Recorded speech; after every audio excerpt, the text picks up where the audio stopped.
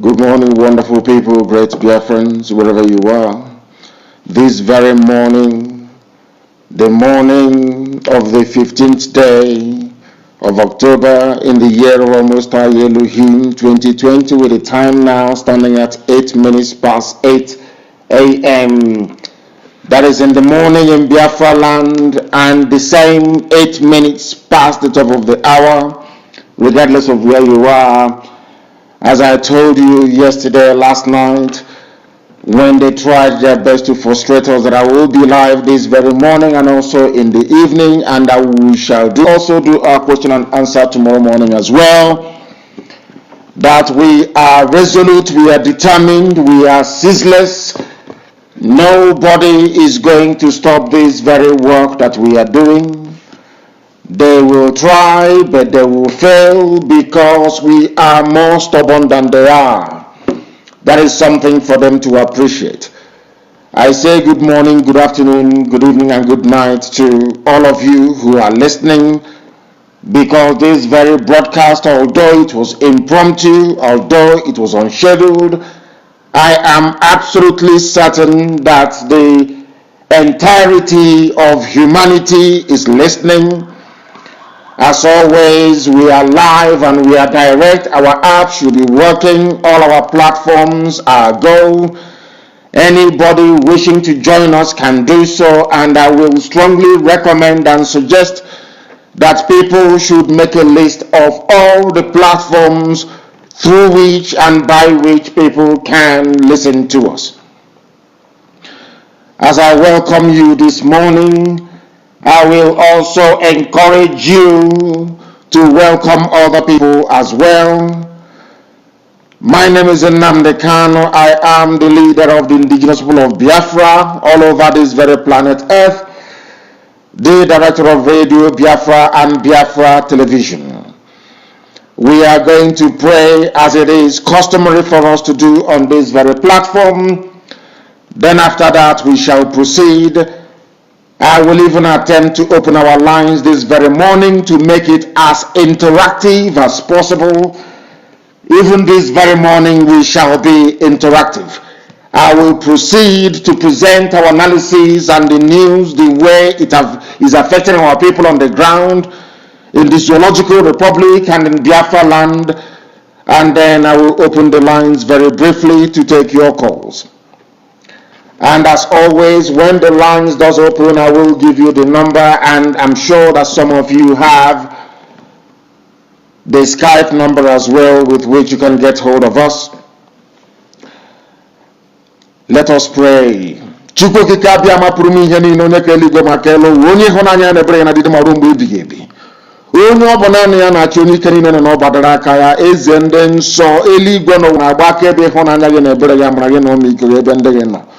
Onye chebere anyị wee ruo n'ụbọchị nke taa, Chineke na-eze ebube dị ngọzi su niile nke ndị agha, onye mmụọ na mmadụ na-efe, onye ọ bụ naanị ya kere ihe niile kere eke mana onweghị onye kere otuto na nsọpụrụ ka anyị na-enye gị. Anyị na-akpọ isi ala nye gị, wee na-aja aha nsọ gị mma, wee na-ebuli gị elu, na-arịghị eze ebube dị ngọzi.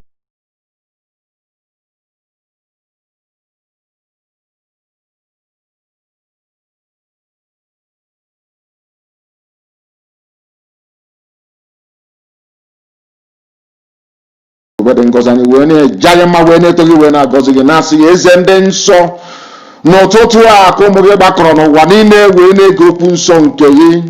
Anyị wee na-arịọ mmeso ọma gị n'ime anyị niile n'otu n'otu, ka i wee gọzie ezinụlọ anyị, wee gbaa anyị ume ma nye anyị ikikere, ọbụladị ndị eji echi, ọbụladị ndị pụtara ka ha wee mee njem onye bụ na Chineke nna nke igwe.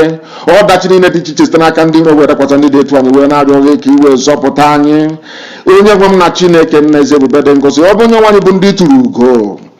Anyị wee na-arịọ gị ka iru iwe chaa n'ebe anyị nọ, ka iru iwe chaa n'ebe anyị nọ, agbanyeghị na anyị nọ n'ime ọchịchịrị, ka ịhụnanya gị n'okwu ọgbọ ndụ gị n'isi anyị wee bịa na mmezu, ka Biafra wee bịa na ndụ na-abụghị n'ọnwụ. Onye nwe m na Chineke nna nke igwe, na ikwere anyị nkwa n'ime afọ anyị nọ n'ime ya na ị ga-alazu n'iyi, ịmalite ego nna nke ebere nkwa nke a gị kwere n'ime ndụ anyị.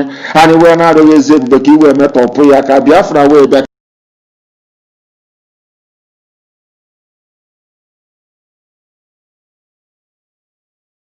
He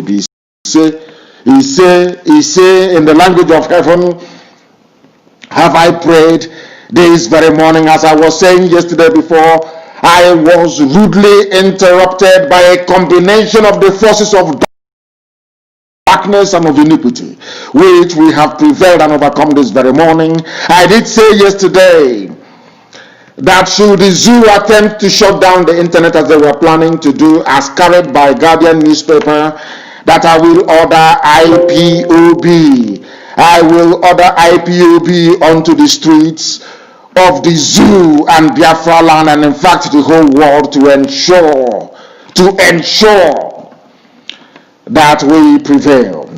This very morning I continue on that very news. We shall continue on it, because we gather that people are not backing down, which is a very good thing. I would not expect them to back down. I expect everybody who is participating, everybody who is making every valid effort to sustain this series of protests must continue to do so until the reforms they have promised is totally enforced and in place, not replacing SARS with SWAT, not replacing, or should I say, pouring an old wine into a new bottle. What we want is to make sure that what the brave demonstrators are asking for is acceded to and implemented verbatim. No circumventing it, no shortcut whatsoever. 6 days ago, a video of a fatal police shooting of a young man sparked outrage and reignited a public call for the total dissolution of the controversial police unit SARS in Nigeria. The video caused large numbers of people, including celebrities and politicians and activists, to call for justice using. 6 days ago, a video of a fatal police shooting of a young man sparked outrage and reignited a public call for the total dissolution of the controversial police unit SARS in Nigeria. The video caused large numbers of people, including celebrities and politicians and activists, to call for justice using the hashtag of war on SARS, end SARS and SARS alert, and SARS must end.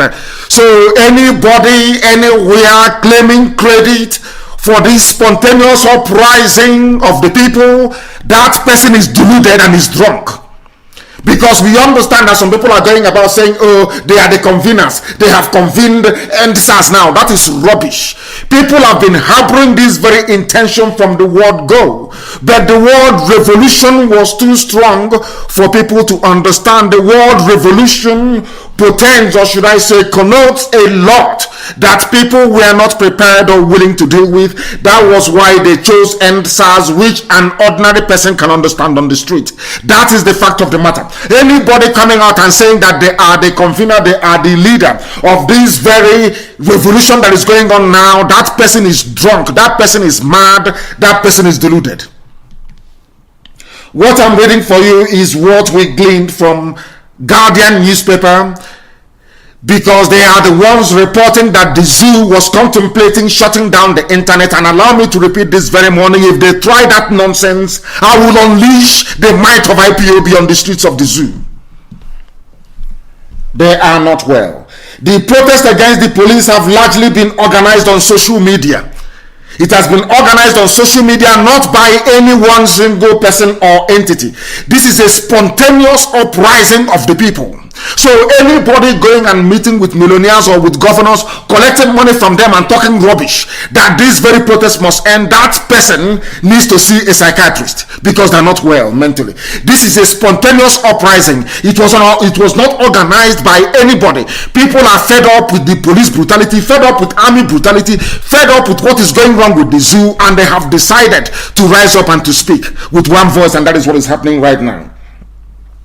Because this protest is being organized on social media, fueled by citizens sharing the experiences of police abuses and videos of brutal incidents, including the beating of civilians and the firing of live ammunition at protesters. The campaign moved from social media to the streets of Nigeria. It's as simple as that. Moved from social media to the streets, with protesters demanding an end to the rogue police unit and wholesome police reform. However, the protesters are not relenting despite the dissolution of the notorious police squad. How can they stop protesting when this is a government that recruits terrorists into the army and into the police? So the mere fact that a Fulani man will come out and say, oh, we have dissolved SARS, because of that everybody should go back and sleep. The same SARS that they have dissolved 4 times in 4 years and nothing came of it. That is why there is need for people to remain on the streets until there is wholesome implementation of all the demands of the people. That is how things are done. They just don't say, come out and promise you, oh, we are going to dissolve SARS, and then you go back home and sleep, and the same monster will rear its head again, even in a more sinister way. That is why we are saying no to that. People must remain on the street. The protest must continue. It must continue. If you want to see a change, the protest must continue. You must remain on the streets. You must come out every blessed day and be able to sustain it. If you don't know how protests are organized in other parts of the world, please, Mali is a very simple and recent example. That is how it is done. You will remain on the street until they accede to your demand. Once you go back home, they will simply move SARS to SWAT, which they've had for many years as well, and then the killing and the mayhem and the Janjaweedism will continue. Therefore, people must remain on the streets. People must remain on the streets. We know that some people have gone, collected money from the zoo government, collected money from politicians and so-called millionaires who are in essence criminals and kleptomaniacs. What we need to do, what people will need to do, is to remain on the streets until all the demands are met. Once you go back in, it is impossible. Once you go back in, you can no longer build this momentum again. You cannot build it again in this life. This is the once in a lifetime opportunity to let the world understand that what is happening in the zoo is unacceptable. Now is your time to demonstrate. Now is your time to prove it, and your resilience is what is going to count in the end. You must remain resilient. You must remain resolute. You must remain determined. I am telling you, if you go back to your houses, if you go back to your homes, if you fail to come out every blessed day to protest, believe you me, you can never have this opportunity again. Never, ever again. That is why it is important for the zoo to understand that we are standing by and watching. We are standing by and watching. This very critical mass movement does not belong to anybody or a group of people. Any idiot claiming ownership of this spontaneous uprising of people's anger and frustration should be stoned wherever they are found. We have seen them on the screens of television. We have heard them write and we have heard them speak. People are suffering. People have been suffering for years. The same generation of people that wanted to implant their cowardice in us, they have failed. The same generation of people that call young unemployed youths unemployed cows are the same people that failed to create employment for their children. They are the people who are responsible for the state of the economy, for the dire straits in which people are finding themselves today in the zoo. These are the same people telling us that we should not protest. These are the same people telling us, oh, we fought a war and we lost. These are the same people telling us that some thugs can be paid 1,500 naira to go and disrupt peaceful protests. We are saying to all of them that they have failed. That era of telling us garbage and nonsense all the time has come to an end. Let me make it abundantly clear for the whole world to understand that when the white man was living, the white man had universities, they had schools, they had employment opportunities for our fathers and those before them. But once they took over in 1960, they made life miserable for everybody. The white man provided employment for all of them. They went to school, they graduated, they came out and they found jobs. But when they took over, people graduate these days, there are no jobs. The same people who are responsible for making sure there are no jobs, for making sure there are no factories and no industries, they will come out and open their mouth and say that the youths are lazy, that they're doing yahoo yahoo. I don't understand this. These people are failures. They are failures. These same people who claim that they are our fathers, they are our grandfathers, we know what we have sat down and seen. You cannot see when you're standing up. They are failures. All of them are failures. They are faniferates of this world, the organizers of this world, the Pandev of this world, Arewa Consultative Forum. They have all failed. These are the same people asking you now to go back home and not to protest anymore. They are the people that failed to provide the enabling environment for you to have a job when you leave the university. And when you struggle and buy a smartphone, when you struggle and dress properly, they will send their police to go and arrest you, to kill you, to brutalize you, to harvest your organs and to sell it to India. These are the things you must understand. These are the things you are letting the world understand this very morning. That this very generation, the same people who are claiming their leaders, their elders, they are all failures. They could not provide employment for their children. Their own immediate children, they can send abroad, they can give them juicy and choice positions in the ministries. But you, the children of ordinary people, nobody cares about you. And now that you are on the streets, you must remain on the street until your demands are met. They will come to you and tell you, oh, go back in. Your demands have been met. Why are you still protesting? Because their own children are secured. The future of their children are secured. You that are out on the streets, nobody is securing any future for you. You being on the streets today is the only way you can guarantee a future for yourself and your children. Look at this failed generation. I call them the generation of cowards. Because they have failed, they want to implant their failures in all of you. Look at Nigeria, there is no electricity.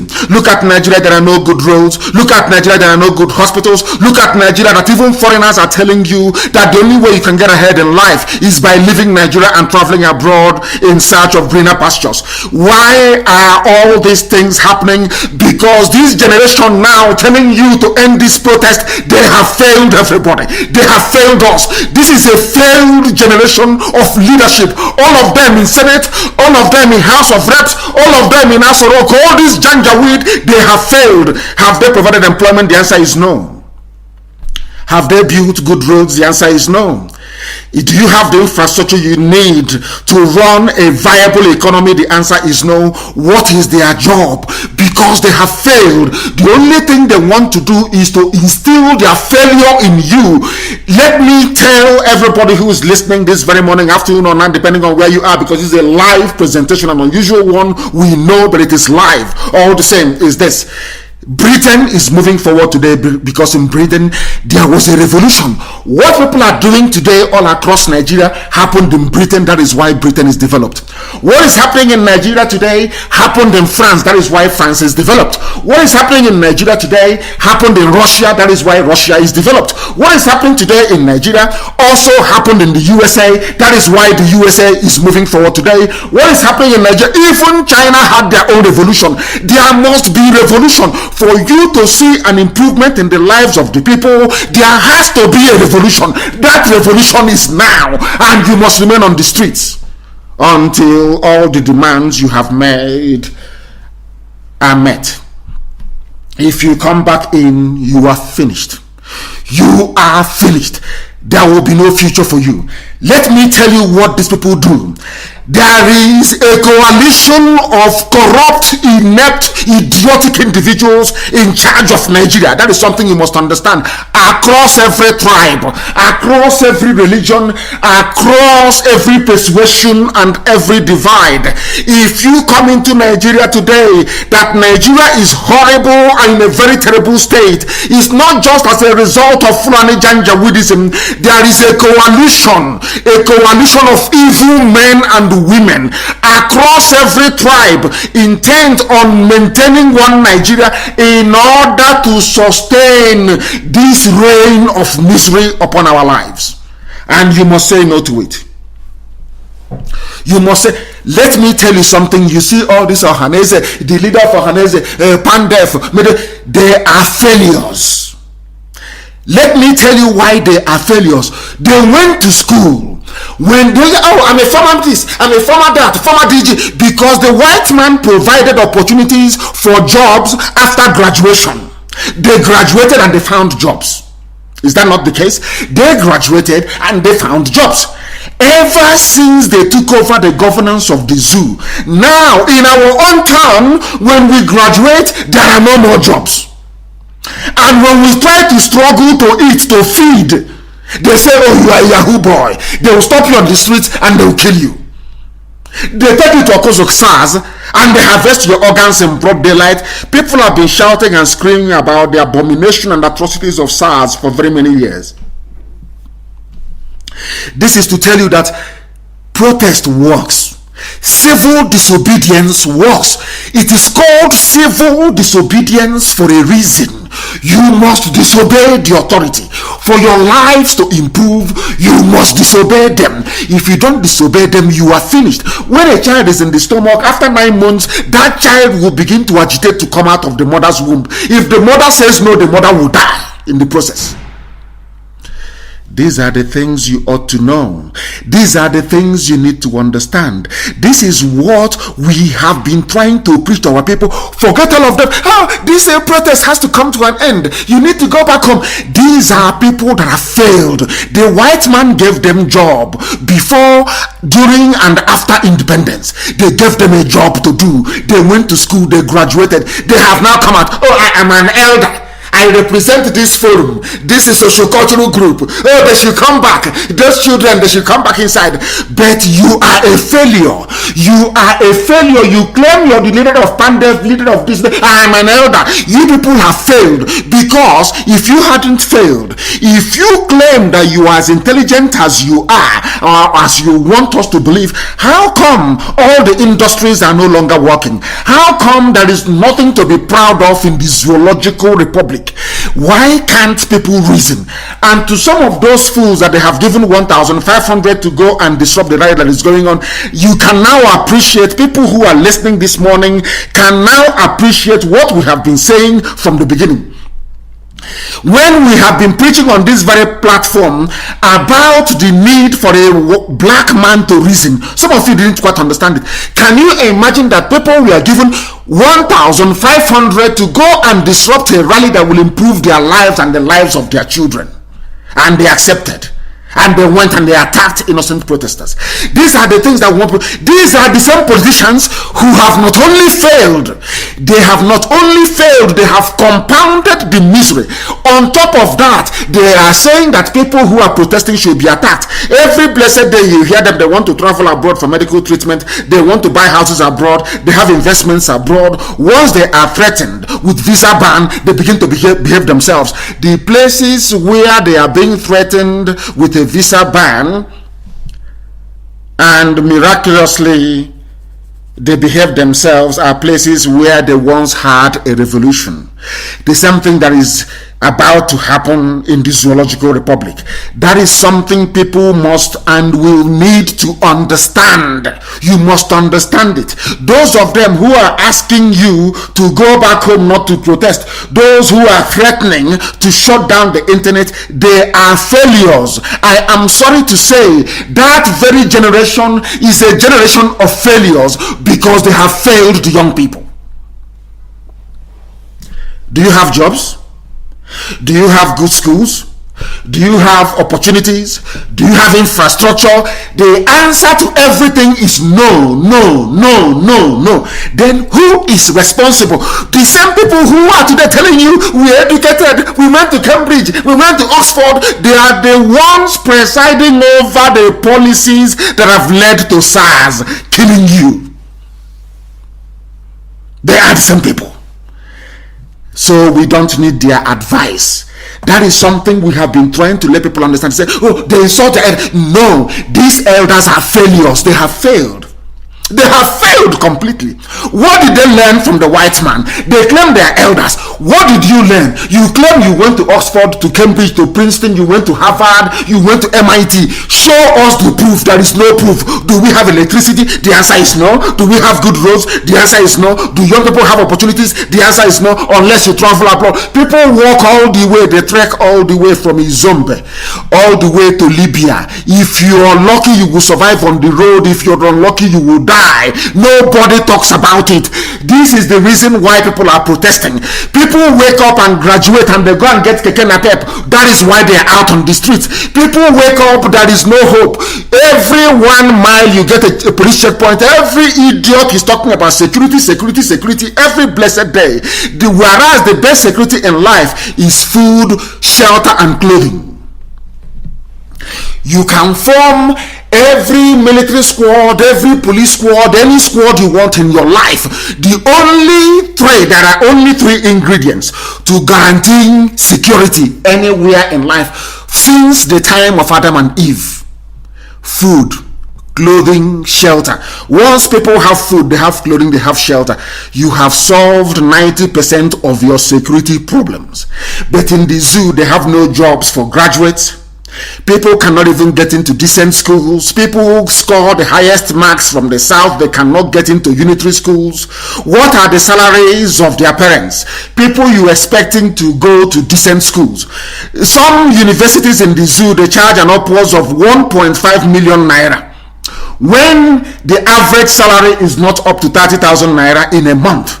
Now tell me why the people should not protest. I don't understand it. I cannot understand it. People are coming out to protest because they are fed up. They have had enough. They have had enough of this nonsense. If you don't agitate, your life will be that of misery and pain, poverty and deprivation forever and ever. People are saying no, they can no longer have it. Their children are having fun. They are abroad, everywhere. Your senators, your House of Reps, your governors, your House of Assembly members, all their families are well taken care of. They are having fun. So it is in their interest that Nigeria should be sustained. That is something that people must and need to understand this very morning going forward. That is why we are saying that this End SARS campaign must continue. It must continue. You cannot afford to lose this opportunity. You cannot afford to lose it. Once you lose it, you're finished.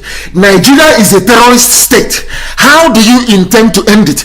If they ask you to go back home and you go back home and you sit down after end of SARS, you will come out in the next 4 or 5 years after your children must have been killed to campaign for end SWAT. After that must have ended, are you going to campaign separately for end Boko Haram? Are you going to campaign separately for end Miet Yala? Are you going to campaign separately for end Ansaru? Are you going to campaign separately for end ISIS in West Africa? What are you going to campaign? Are you then going to campaign separately for NEPA to give you light? Are you going to campaign for bridges and roads to be built? No, you amalgamate all these needs into one. That is what is happening right now. You come out on the streets and you remain on the street because posterity and history is on your side. And at the end of the process, all your demands will be met because power does indeed belong to the people. That is something we must understand. That is something we must appreciate. And that is why this very morning, later on today, and also this evening, I promised them for disrupting our broadcast yesterday. I'm going to broadcast this morning. I'll broadcast this evening. Tomorrow morning, I'll still do the question and answer. Very, very important, please. If they shut down the internet, then they'll now see what is the proper revolution. Because when Britain was doing what they were doing, their intention is to enslave you. That was the clip we played last. That was on Sunday. We played that very clip. Their intention is to enslave you forever and ever. And being in one Nigeria is a cage designed to enslave you. And I'm very, very happy today that people's eyes are beginning to open. And I want to tell every protest group, wherever you are, and you see, these are the same politicians telling you, oh, we will agree to your demand. These are vampires. You don't know who they are. It is in their interest that one Nigeria is sustained. That is where they feed from. Some of you don't understand. It's a very simple logic. When you have a politician going to bribe thugs to disrupt what will make the lives of the people, of everybody better, then you know what their true motives are. You will now be able to understand their mindset. You will now be able to appreciate the fact that these people are evil. That is what we are saying on a daily basis. It is in their interest to sustain the One Nigeria project. All of them from different tribes, I'm telling you the truth. It is in their interest that one Nigeria is sustained. And we are saying no to it because the more you sustain what should not be sustained, the more your life is being made a misery. That was why Britain put you together in the first place. As you're busy fighting one another, they are busy taking away your resources. It's a very simple, clean way to do it. Once you get two black people fighting, as they have always done to us all the time, oh, it is Inson against Igbo. You are not Biafra, you are Biafra. Oh, you are not. You are from the east. You are from the south. You are from the south. You are from Bendel. Once you allow them to succeed in planting the seeds of division, they will keep taking away your resources. That is why they can take our oil and gas and tell us it belongs to Nigeria. But gold in Zamfara belongs to Zamfara State. What is more valuable in this life than gold? Nothing. It is the most precious metal. In fact, the most precious mineral. But you are telling me that the oil and gas in Biafra land belongs to Nigeria. Why did they succeed?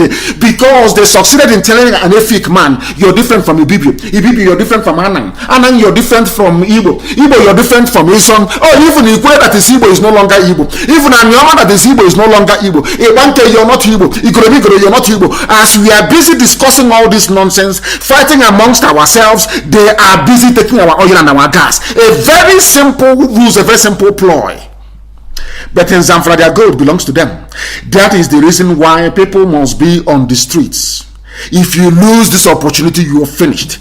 If you abandon it and you go back home, you are finished. You are finished. Your life will be a misery. Some of them now that claim they are the leaders of this, nobody is the leader of this revolution. It is spontaneous. Nobody is the leader. Anybody who comes out now to claim their leader is looking for money, is looking for a way that he can get his own share of the national cake, and they will go back home and they will sit down. They will send their kids abroad. You will see them writing and talking rubbish on the pages of newspapers. They will appear on channels television and they claim they are leaders. After all, we are the ones who did the End SARS campaign. Did it achieve anything? The answer is no. Because once you rename SARS to SWAT or whatever nonsense that it is the same group of people. If they can bring out terrorists who have been killing and bombing, maiming, raping and abducting people and add them into the army, what is it that SARS did that they cannot just simply move them from SARS to SWAT? Common sense. Simple common sense. That is why people must remain on the streets until this whole nonsense is over, until they accede to the demands of the people, and the killings are continuing. They have killed people, it did not work, they now send their thugs. That is what they normally do. And these are black people. What they will now do is to push the narrative, oh, can't you see, it is not every Nigerian youth that is against SARS. Can't you see that the protesters are being attacked? And you will have some idiots. That is why I keep saying there is something wrong with the brain of a black man. You will see some idiots, some stupid black people, they will stand up and they will say, oh no, it is time to go home. Have they not acceded to your demands? That is the way they behave. That is why they are black. That is why they are backwards. That is why people refer to them as a baboon. That is why people see black people as a set of human beings who cannot reason properly. You move SARS to SWAT and then you have solved the problem. Are you not stupid? Are you not foolish? You have now come out on the streets. They have killed 10 people according to Amnesty International. 10 people shot dead. So the reason why they lost their lives is so that whoever claims he or she is the leader of the movement can go and have meeting with Dangote, can go and have meeting with governors and collect money and come back and be talking rubbish. Are you telling me that is the reason why those people died? The one that died in Obomosho, are you telling me that is why the young man died? He died because for you to go and collect money and put in your pocket and say, oh no, it is now time to end this very protest. How stupid can you be? People have died, people are still going to die. That is how revolutions work. But you must remain on the streets. Once you stop, you are finished. If you are attacked by the police, you attack them back. I saw some soldiers, I saw videos and pictures of some soldiers who have now come to their senses, celebrating, or should I say, in camaraderie with the protesters. That is what we need to see. We need to see more of that. The soldiers must understand that that the people are fighting for them. The police people must also understand that those who are protesting for better salary for them. They are protesting for better conditions of service for them. They are protesting for better standards of living for them as well. In other words, people must come together to show the corrupt minority, that they do not own our lives. They don't own it. That is something you must understand. They do not own it and can never ever own it. That is why this program this morning is very, very important, absolutely crucial, that it gets to the end of the world. That for the world to understand that this spontaneous revolution, of course I agree that Nigerians were afraid, or some of them were afraid to use the word revolution now, to come out to revolt. They couldn't understand it. Britain will not accept it. After all, BBC is even writing about the end SARS. If you're writing about ending SARS, ending police, ending army brutality, they may support you. But when you talk about the real issue, which is how Nigeria was formed, they will come against you. You will hear, you will observe radio silence. There will be media clampdown. There will be censorship. They will refuse to report the truth.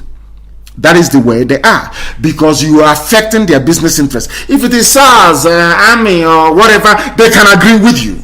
But in Britain, what I said to them is that in Britain, before you became who you are, Oliver Cromwell led a revolution against a corrupt monarchy, the monarchy of King Charles I.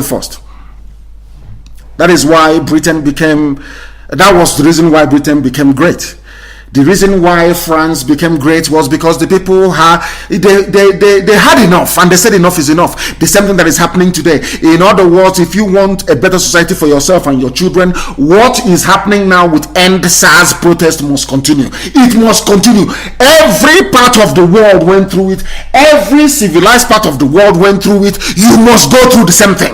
Before you graduate, you must spend 3 or 4 years at a university. You must write your project at the end of it. What Nigerian young people are doing today is writing their own project. They want to graduate from being a bunch of wild animals in Africa into people that have sense. And this very revolution that is ongoing will give that to them. It will give that to them. That is something you must understand. This is a live presentation, please, on this very Thursday morning. The time now is approximately 17 minutes to 9 a.m. in the morning in the blessed land of Biafra. It is a live and direct program to the entirety of humanity. We are not stopping because we are unstoppable. The revolution now started and stopped because people couldn't understand it. Their brain could not comprehend it, but now they understand the brutality of SARS. Somebody can quite readily and easily relate to it that SARS are a very horrible bunch, very horrible set of people. Very, very horrible. That was why politicians, the same politicians, you say, don't attack SARS protesters. I have told the police not to attack them. They go behind your back and organize their thugs to attack you. APC will go behind your back and tell that useless tramp, that prostitute Loreto Noche, to go and organize, pay 1,500. And you're telling me you want to be in a country with people that reason that way. When we were talking before, people say, oh, you insult black people a lot. Every time you insult black people, and I keep saying to them, can you see somebody collecting 1,500 naira, 1,500 naira, $3 to go and disrupt the future of his children, and you're telling me that such people are human beings? Now you understand why we speak the way we do, why we do things the way we do it, and why we must not only end SARS but end impunity and end corruption. We must end the impunity and corruption, because if you say end Nigeria now, Britain will simply tell BBC, stop reporting that very news. They will tell all their friends everywhere, this fight now, you know, it has now gone from A to B. We don't want that anymore. The interest, or should I say, the survival of our business, which is Nigeria, because to Britain, Nigeria is just simple business. That's what it is. It's just a business, it's a company to them. So the interest of our company is being threatened. And once that happens, we will lose millions upon millions, or should I say billions of dollars, and we don't want that. They will ask them to stop reporting it. They will ask them to cease every reportage, and to make sure that they keep Nigeria as one, as that very corrupt Obama did. And by the way, Obama is in very serious trouble. I will analyze the news for you on Sunday. Obama is a very corrupt criminal. He is. The reports are now coming out. I will analyze that very report on Sunday. We are live and we are direct, and very shortly, as I did promise you, our lines are going to open. I'm going to truncate this program this morning and just skim through it very, very speedily so that I can open the lines for the whole world to voice their opinion, their anger, their frustration, and above all, support for what is happening on the ground in the damnable zoological republic.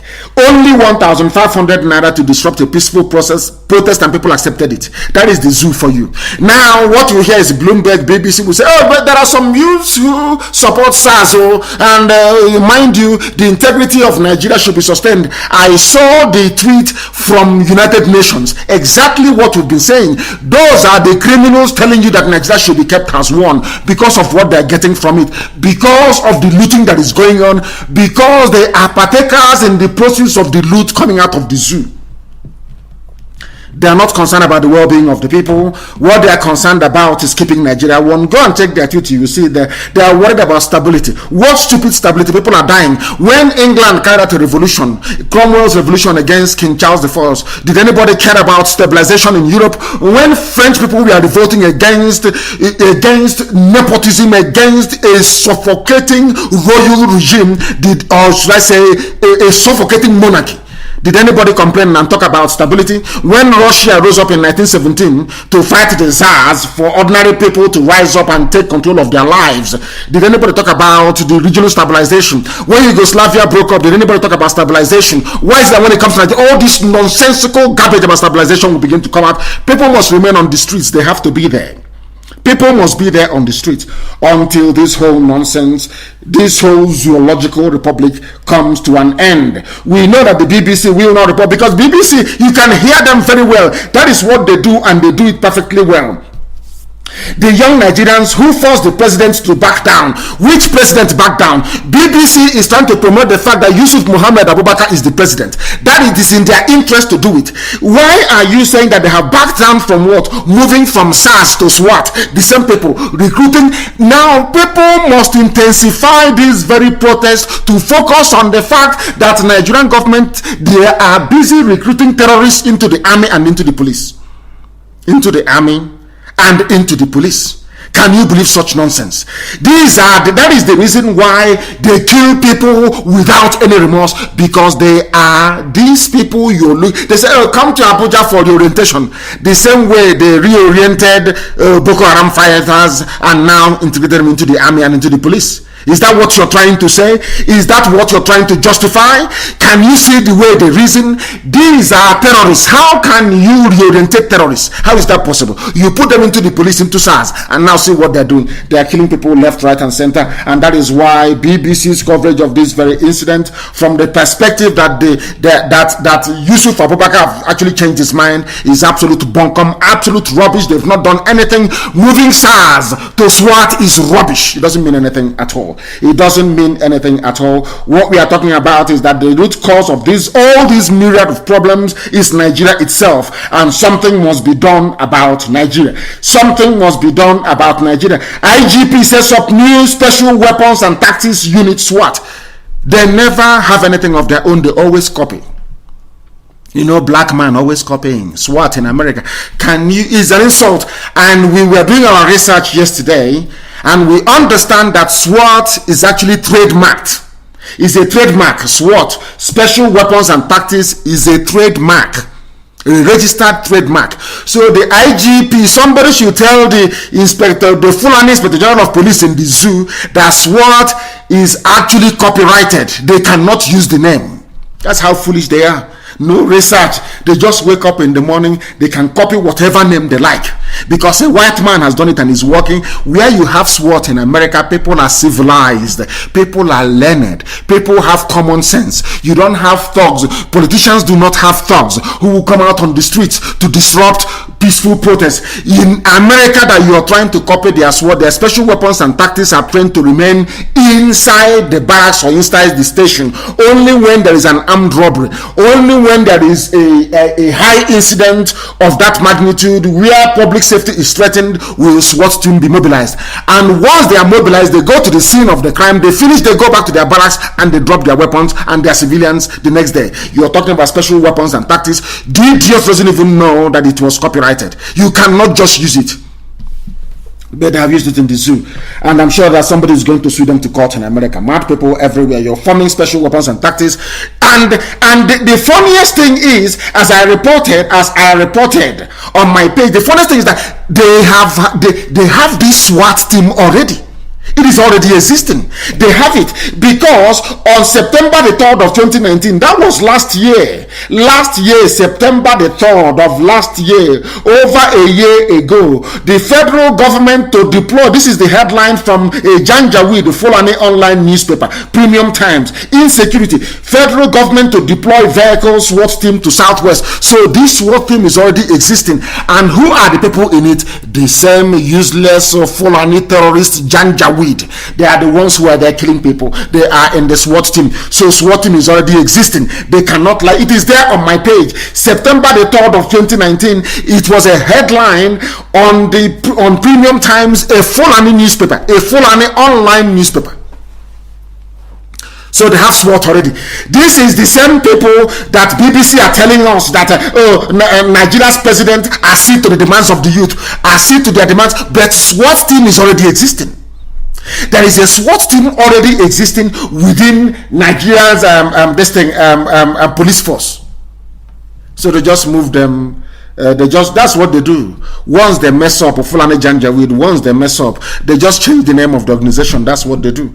They think everything will be okay. Just like some stupid African countries, when they are running hyperinflation economies, they think that by changing the currency, they can solve the problem. After 2, 3, 4, 5 years, the same problem comes back again to haunt them because they don't understand, they don't learn.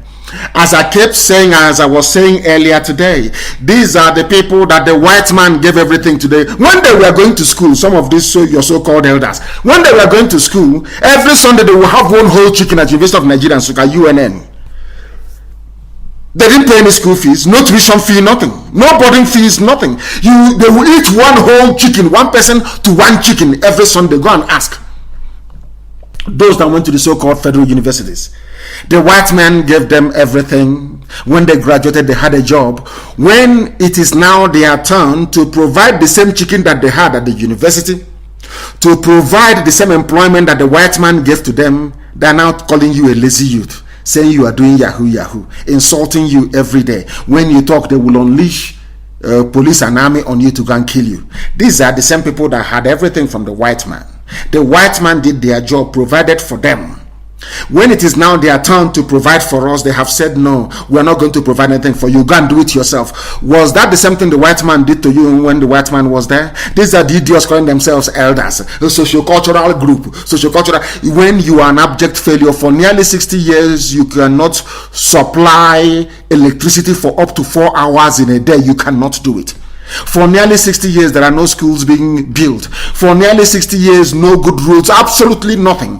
The only infrastructure they engage themselves in are those infrastructure that will give them kickbacks and handbacks so they can become instant billionaires.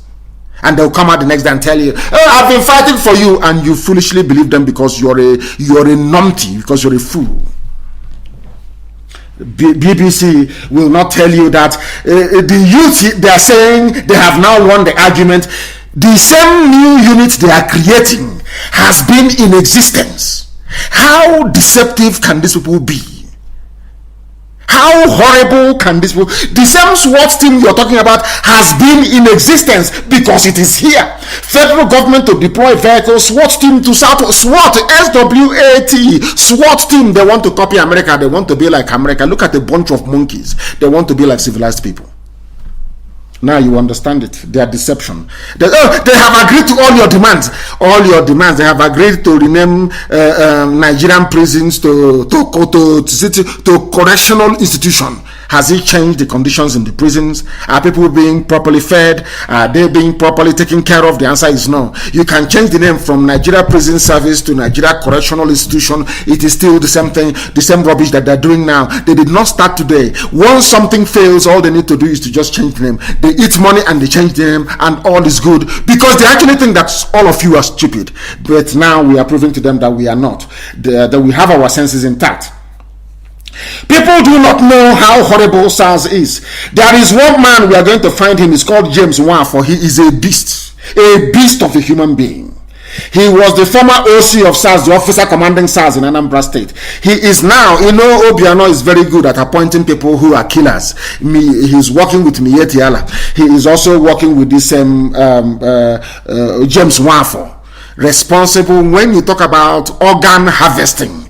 James Wafo became a billionaire by selling the liver of victims of SARS cruelty, by selling their kidneys, their pancreas, by selling any vital organ inside their bodies. He's an Igbo man. He's from Ebonyi State. A very horrible human being. Do you know the funniest thing? After killing his people, Obiano appointed him as a senior special assistant.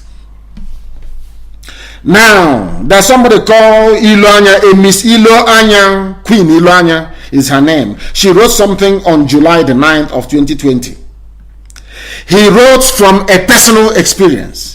And I'm going to try as much as I can to read some of the things that she wrote down for the world to understand why people are on the streets and why they must continue to be on the streets. People don't understand the depth of the heinousness of the crimes being committed in Nigeria on a daily basis. I posted a video about a man being roasted alive by a Nigerian army. Facebook covered it and said and suppressed the post, of course, and said that people should not be able to watch this.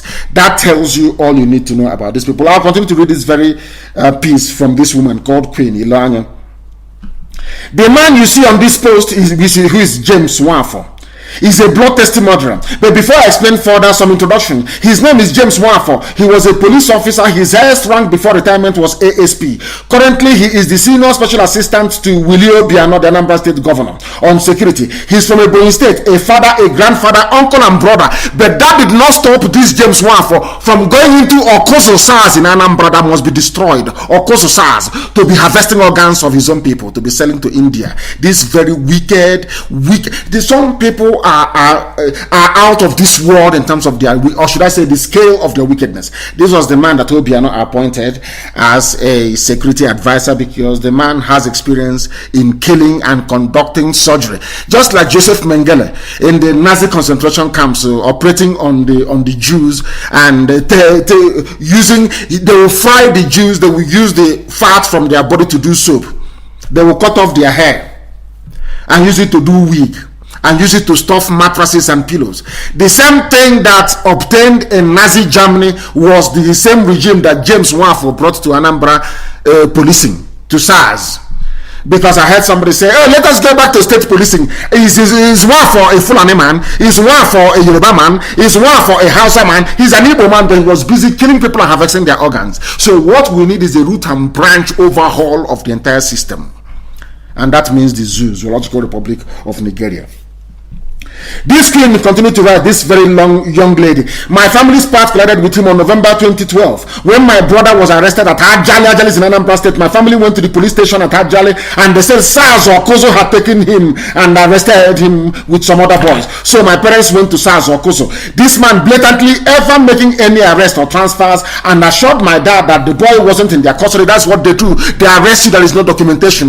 Once you're arrested, you're finished. So the idiots asking people to stop this end SARS campaign, when they arrest you, they don't document you, they kill you, they harvest your organs and they sell it. The same thing happened in Delta State. We're going to come to Delta State later on, to what Okowa is doing. Okowa is trying to play the good boy of the Fulani, the same rubbish that they always do. Every idiot that comes out, he becomes a governor, they think they have arrived, they can do as they like, they can serve Fulani Janjaweed. The same thing is happening in Delta State as I speak. The same thing that this family had to go through, people go through it every blessed day. They kidnap your children. That is why people must remain on the streets. Your daughters are taken, your sons are taken, their organs are harvested and sent to India. And when you're sick, you also go to India to go and do surgery. You don't know the liver in you or the kidney in you is that of a victim of police brutality in Nigeria. You don't know that, but now you know.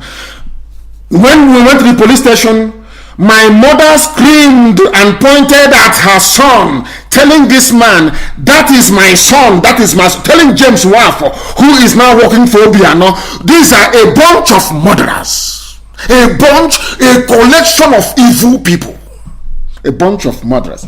The mother was screaming, saying, this is my son, this is my son. This same James Nwafor ordered that my parents should be pushed back. The next day my parents went back, and this man told them point blank that he had killed my brother, and that there is nothing that can be done about it. James Nwafor, he is still walking about alive this very day.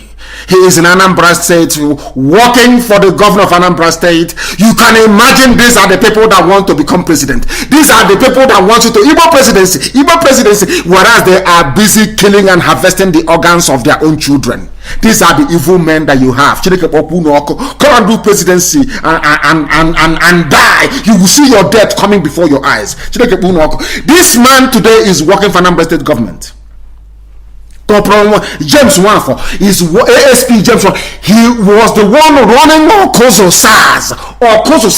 I'm saying this is because of those calling for state policing. You are talking rubbish. We need a root and branch dismantling of this edifice of lies and cruelty, which is the damnable zoological republic. A man, he has children. James Nwafor has children. He has a wife, he has children, he has grandchildren. He is uncle to some people. He is brothers to some people, but he was busy killing other people's children in Anambra State and harvesting their organs. And told this very family of Iloanya from Ajale, Ojale is the name actually, not Ajale, Ojale, and said to them, I have killed your son. There is nothing you can do about it. This is the depth of despair in Nigeria that some people are saying, it is enough. People are losing that. What business are you going to lose that is greater than the loss of life of a young man at the hands of this dreaded police squad in Okozo? Peter Obi kept Okozo SARS.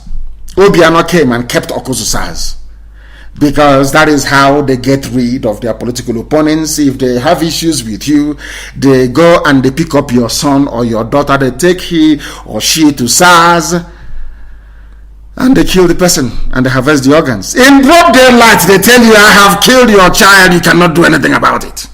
And when I talk about their own children, people start complaining. But they have children. They don't know that people can do the same thing to their own children. They have children. This is what I'm saying to Facebook. Do you understand what you are covering? By covering the zoo, by protecting the zoo, by banning people, by suppressing our posts, do you see the amount of evil you are helping to cover up? We don't hate anybody. I remember before we were preaching and they said you hate Yoruba. I say you're talking rubbish. I have relatives who are Yorubas. The same thing today that are peddling their myth that I hate Fulani. I hate Fulani Janjaweedism. I hate the Fulani Janjaweed.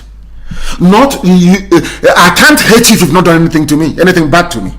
Tell me why we must love these governors. Look at what they are doing. James Nwafor, look at what he has done told the mother to her face, I have killed your son. I work for SARS Nigeria. You cannot do anything about it. And people are asking us to go back home.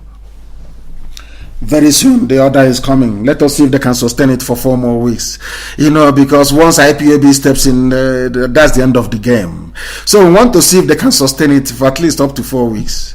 We know they're going to bribe them, because if they know that IPOB is coming into the protest in a big way, they know that it's game over. So they will go and bribe those that they claim are the leaders. That's what they always do in the zoo. The best way to conduct a revolution is not to have a leader leading that very revolution. Spontaneous uprising, spontaneous eruption of anger should not have any leadership, because once you have a leader in the zoo, they go and bribe the people. They are not like IPOB, they are not like us. We are unbribable, we are unbuyable. But look at the idiots, you go and bribe them and they start talking nonsense. That is why the story of this very family is very moving this very morning, and we must read it. However, lots of people, including some SARS officers, said that he was bluffing and wanted us to bring money. That is what they do. Extortion is also part of their game. So we brought money, yet he refused to budge. We sold lands and took money in bags, yet he didn't budge.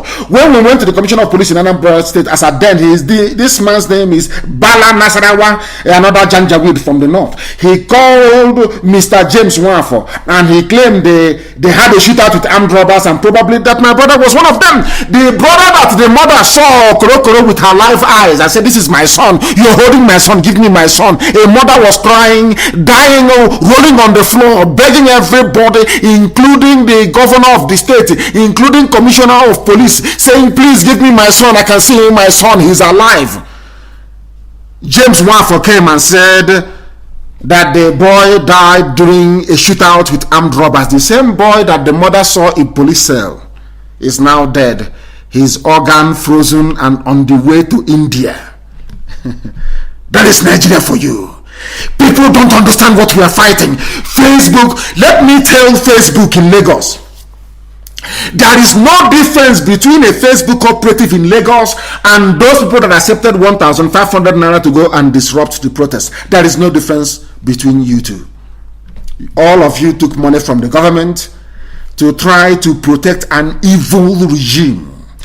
And I want to ask those working for Facebook, I want to ask those who are claiming they want one Nigeria, do you, if you're a father or you're a mother, can you imagine going to a police station, seeing your child in police custody? The next day the police will come and say that that same child in their custody died during a shootout with the police. So the police opened the cell door, or the boy turned into a witch or a wizard and left the prison, left SARS detention center and went to commit armed robbery. With which gun? We ask. That is the reason why some of you must reason, especially those working for Facebook. I know that some black people don't have conscience. I know that some black people, they personify evil and the devil himself. But you must understand what you're doing. You must understand what your suppression is doing. You must understand that anytime you ban somebody for speaking the truth, you are encouraging SARS to kill the next innocent victim. Mr. Balana Sarawa obtained a report from James Waffle claiming that my brother died during a shootout with the police because my brother was an armed robber. The same brother that my mother saw inside the police cell. Then Mr. Balanasarawa looked at my parents in the eye and told them that there is nothing further he could do since Mr. James had denied ever arresting or detaining my brother. The same brother that I saw in the police station is now dead, killed at the hands of James Waffle, who is now working for Obiano, a gang of murderers. They get together, they decide to kill in the name of one Nigeria because they are getting something from it. The same thing that Kotma used to do when the white man was around, the same thing that Nwadishi used to do when they were around, when they appointed their warrant chiefs all over the place. The warrant chiefs was doing the bidding of the colonial masters against the traditions and the norms of his people. Very, very sad indeed. The same thing has continued. Or should I continue reading? Of course not. The same Okoso SARS, they have now transferred people from Okoso SARS to army barracks in Onitsha. They don't know we know all of this. They have now transferred them to army barracks in Onitsha. And I want people who will always support Obiano to come out and tell us the reason why Obiano will employ somebody who blatantly is murdering and harvesting organs of people as his senior special assistant on security or advisor on security. Senior special advisor on security. Do you understand our anger? It's not that we hate anybody, but when you understand, should I say, the catalog of crimes committed by these people, when you understand their insensitivity, when you come to the full realization that they are not working for your interest, you will have no other choice than to develop a measure of hatred towards these people because they are evil. They are evil. How can you employ somebody who is involved in the killing of innocent people as a governor? You claim you're the governor of a state. You employ somebody who is a blatant murderer. How would you feel if any of your children were living? That is one thing about white people. That is how they reason. Before a white person does anything, they will put themselves in the shoes of that person and say, how come, or how about if this were to be my child? How would I feel? They put themselves in the position of the parents of this young man who have been murdered and the organs sent to India since 2012. Very, very sad indeed, isn't it? These are the things that the world must understand and come to the realization that the zoo must come to an end. This is something that those working for Facebook must understand. You know, in the scheme of things, governments will always bribe, they will always pay people, they will always cajole people, they will always blackmail people into doing their bidding. But look at that thing they're asking you to do. Calculate the consequences of that thing they're asking you to do. And wait and ask yourself, how about if it were to be my child that has been arrested by SARS? killed and the organs harvested and sent to India, how would I feel?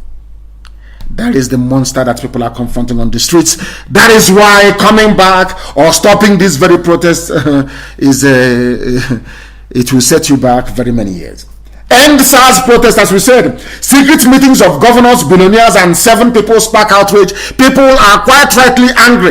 People who are now coming and claiming, oh, I started it. I tweeted End SARS. It is the beginning. It is me and one of my friends, Oluwole, who started it. Because of that, they must call us to a meeting, and they have called them to a meeting. And now listen very carefully, please. That's the thing about black people. Shake money in front of them. They abandon their principles. They abandon their objectivity. They abandon everything. They abandon common sense in the process. Now listen. NSAS protesters are condemning the secret meeting of few Nigerians held with some governors and some tycoons. That's how they begin.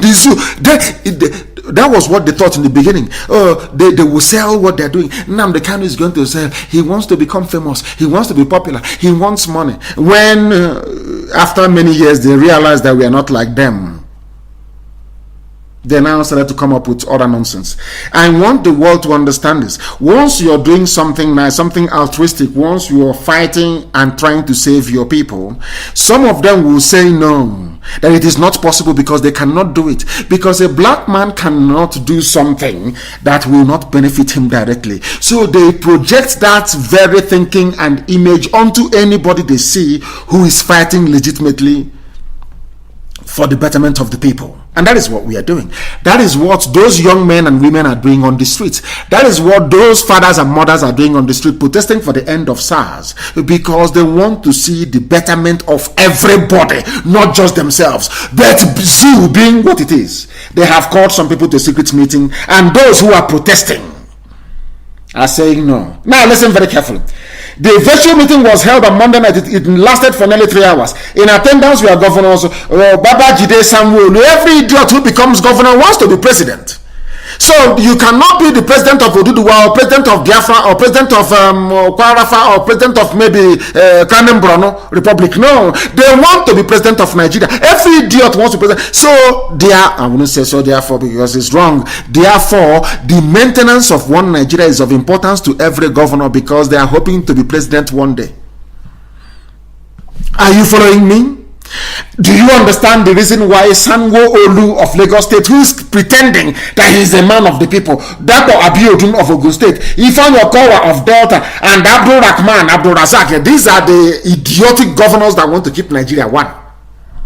So they need to end this as quickly as possible before it snowballs into something else. And you know there's one trick they play in the zoo. It's only in Nigeria. Oh, this protest may be hijacked. But you see protests all over the place. The Arab Spring happened. The protests all over the world. Black Lives Matter. Nobody hijacked it. It's only in the zoo. It will be hijacked. Don't allow hoodlums to hijack it. But let me also tell the police and the army that very soon IPOB is coming. If you fire one shot, every police station within 10 miles radius of that place will be destroyed and every life in it lost. You people are mad. Unless the young people show these criminals that they are angry, they will never leave you alone. There will be something else to replace SARS. The killings will continue. The checkpoints will continue. The harassment will continue. Give me your phone will continue. Empty your pockets will continue. Now is this time to stop it. You don't go back. Because people have died, you don't go back. You must continue. You must continue what you're doing. And I'm very glad that they did us a favor this very morning, of course, because they shut down our broadcast last night. This morning the whole world is listening to what we are saying. This morning people are preparing to go and protest, and you must protest. It is your right to do so. You must protest. Do you know that the screenshots of this get together with some rats and millionaires leaked on social media? Now the respondents insisted that protesters have no leaders, and that is what I said earlier. You don't in a mass revolution, leaders emerge from it. You don't have any leader to start with. Leaders emerge as a result of the activities of the protagonists. Now they are claiming we are the leaders. Or who told you that? People are angry, and they quite rightly came out on the streets to protest and to demonstrate, and you're claiming you're the leader and you criminals. That is what these have done to them. They go to university, they do cultism, and they come out. Any opportunity they see, they want to hijack. Any little thing they see, they want to take, and they want to take glory. They want to hijack it and to make money from it. Not to hijack it to be of any use for the wider cause, but to make money out of it. Trouble started after Digbo Awojide. He's in London, protesting in London, announced on Tuesday that he and others were in a meeting. And what did they disclose? That 7 of them met with some leaders of the private sector. Just imagine.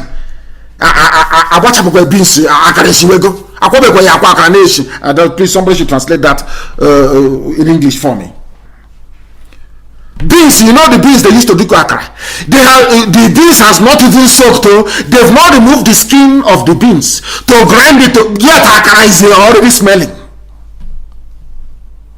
Just that somebody came out, something that we have all done in the past, to lead a protest, a mass movement, a protest in London. He was called immediately. Governors are calling you, millionaires are calling you, and he abandoned everything he's doing. He went to go and have a meeting with governors, hoping that money will come out of it.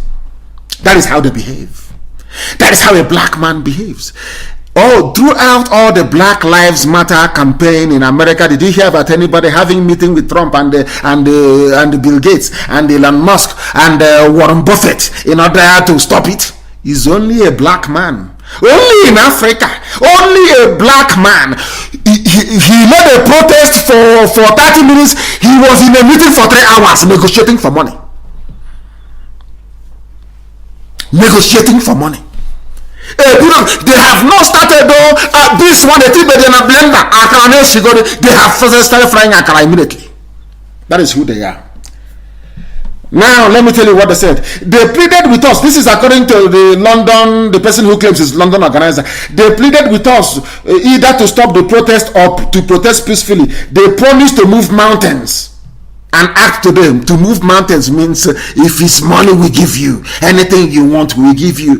Okowa wants one Nigeria to continue. He is the governor of Delta State. All the state allocation security budget is going into his pocket. His children are abroad. Everybody is living large in the Okowa family. All these governors, everybody, they want Nigeria to be one because they are benefiting. Their family is benefiting from it. Some of you don't understand this, but we are here to make it very clear to all of you, that you may appreciate the enormity of the task ahead of you. They gathered together. Very, very sad indeed. Only in the damnable zoological republic. That was why I issued a statement published by every major newspaper in the damnable zoological republic, asking them not to compromise. Vanguard carried it. A lot of them carried it. Don't compromise. IPOB that kind of tells you must not compromise. Forget all those idiots. In Biafra, we had it. People saying that Biafra this, Biafra that. They gave them money. They started building hotels, and they forgot about the movement. Once every 8 months, Mustafa will prod the idiot to come out and say something to confuse the gullible that is still interested in the fight to restore Biafra. When it is a lie, he's really busy building hotels. The mountain is in front, and he's resting. And I asked them, why are you building hotels? A hotel in Imagine what I do with hotel. If you claim you love your people should also love you. Anything you want, they will do. If you want money, if you want to be chewing gold and diamond every day, Biafrans will give it to you. Go and get them Biafra first. The idiot is busy building hotels. And a human being will rise up and say that this is a freedom fighter. A hotelier building hostels and hotels. That means you don't believe in what you're fighting for. The same thing is happening in the zoo, and that was why I warned them. You must not allow this mentality to creep into your head. I'm going to play something for you. One of them appeared on Kakaki on AIT talking rubbish. Hear what this young man has to say, and you understand that a black man has a problem. Consistency is their problem. They are never consistent. Before you come out to lead the people, you must give your life to God Almighty in heaven. Listen, please. These are the so-called revolution people. Look at the idiot. Listen, please. Listen. Things there, but the extract of the 5 listen. that the public, brought out was also considered. That look, this is what the public has released outside what the NSAS Reform Police NG advocacy has sent to the government, we want you to adopt all these things without questions. And the idea adopted. And yesterday, it was confirmed that the presidency adopted every single thing as demanded. So this has been done. Protests are still on. And there are elements that are saying people must remain outside regardless. I do not have a problem with the antitrust thing. Government have failed us several times. I am not an amoral gripe of the president or of the political party, ruling party today. Listen. I have been criticizing them. But I also must understand that we must draw the line somewhere. There are people whose businesses are collapsing. Are you hearing? This typical black man, his name is, I'll get his, Awosanya, whatever his name is. He's typical black man, Ojisioji, black. We must draw the line somewhere. Are you drawing the line? Have you gotten to the finish line? You're running a 100-meter race. After running for 20 meters, you now draw the line and end it yourself. Whereas the end line of 100 meters is nearly 80 meters away. Do you see how they reason? It was because of people like this that I issued the statement that protesters must continue. You don't have any leader. The only leader you have is those list of demands that you have made, and they must be met. And the idiot opened his mouth and said, there are antitrust issues with, you know that the government is not reliable, you know that they cannot be trusted, they have ended SARS 4 times in the past. You also know that the SWAT team that they claim they are going to form is already in existence. Already. Yet you want people to stop protesting. Do you see? He is one of those now that had meeting with millionaires. Now he's smiling. He's now a good Nigerian. We need to consider businesses. But before you claim you started the protest, did you not know that the businesses of people were going to suffer? When during COVID-19 you were locked down for nearly 2 months, you did not die. Only protest of 1 week and you're complaining. This Yogi black people. This is the reason why I castigate black people. No consistency, no honesty in some of them. Very, very sad indeed. Very, very sad indeed. Let me play it for you to listen, and then I'll give you his full name. Listen, please. There's things, headlines that need not be, as far as I'm concerned, associated with the NSAS Republic's NG advocacy, which stands to bridge institutional gap and not to become the demon or the devil that they are sizing or they are standing against. We must not harden the life of Nigeria or worsen the situation of Nigerians because of our grievances. Imagine this as there are some people who feel that the scrap of SARS is an injustice. They gather themselves together and start blocking roads as well. They have their right to protest, they have their right to gather, and then there is certainly going to be a security issue where there will be clashes and where there will be violence. What do you expect police to do? Stand? From being anti-police, he is now campaigning for police to intervene in case there are people who are pro-SARS coming and attacking people who are anti-SARS. Can Chineke mean the black man? Sometimes they say I have issues with trusting people. I trust people, but I do know that they are not made or designed the way that we were. We are made differently. We are designed differently. Do you see the way he was in let me get the idiot's name. Let me get the fool's name.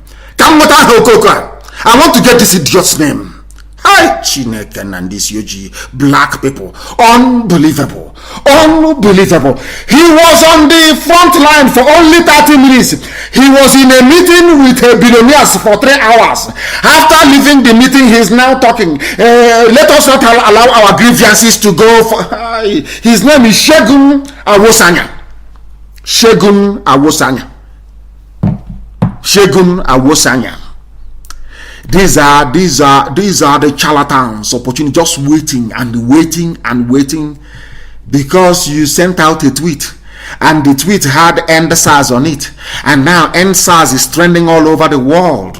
You think it now belongs to you. You've now gone into a meeting with your governors and so-called billionaires. They have given you money, and look at the rubbish coming out of your mouth. Democracy is a game of numbers. if you have 10 million people who are protesting to end SARS, and there are 500 people who are hired thugs of APC, given 1,500 naira to come and stone them, and you're telling them they have right as well. If you have right as well, go somewhere else. Those who were protesting in Abuja were at the beggar roundabout. Those protesting, those who claim they are pro-SARS, could have gone to Ashokoro, go to Asorok and stay somewhere else. But I know why they brought them. They brought out all these anti-SARS people or anti-end SARS people in order to stop people from marching to Asorok and demanding to see Yusuf Mohammed Abubakar face to face. That was why they brought them out. But by the way, they are in the minority, a very insignificant minority. That is the zoo for you. This young man, Awosanya, knows very well that the same way they changed the name from NEPA to PCHN, it has not stopped the darkness from enveloping the zoo every night. Changing SARS to SWAT will mean nothing. But he doesn't understand it. But he's educated though. He's a learned man. He's an intellectual.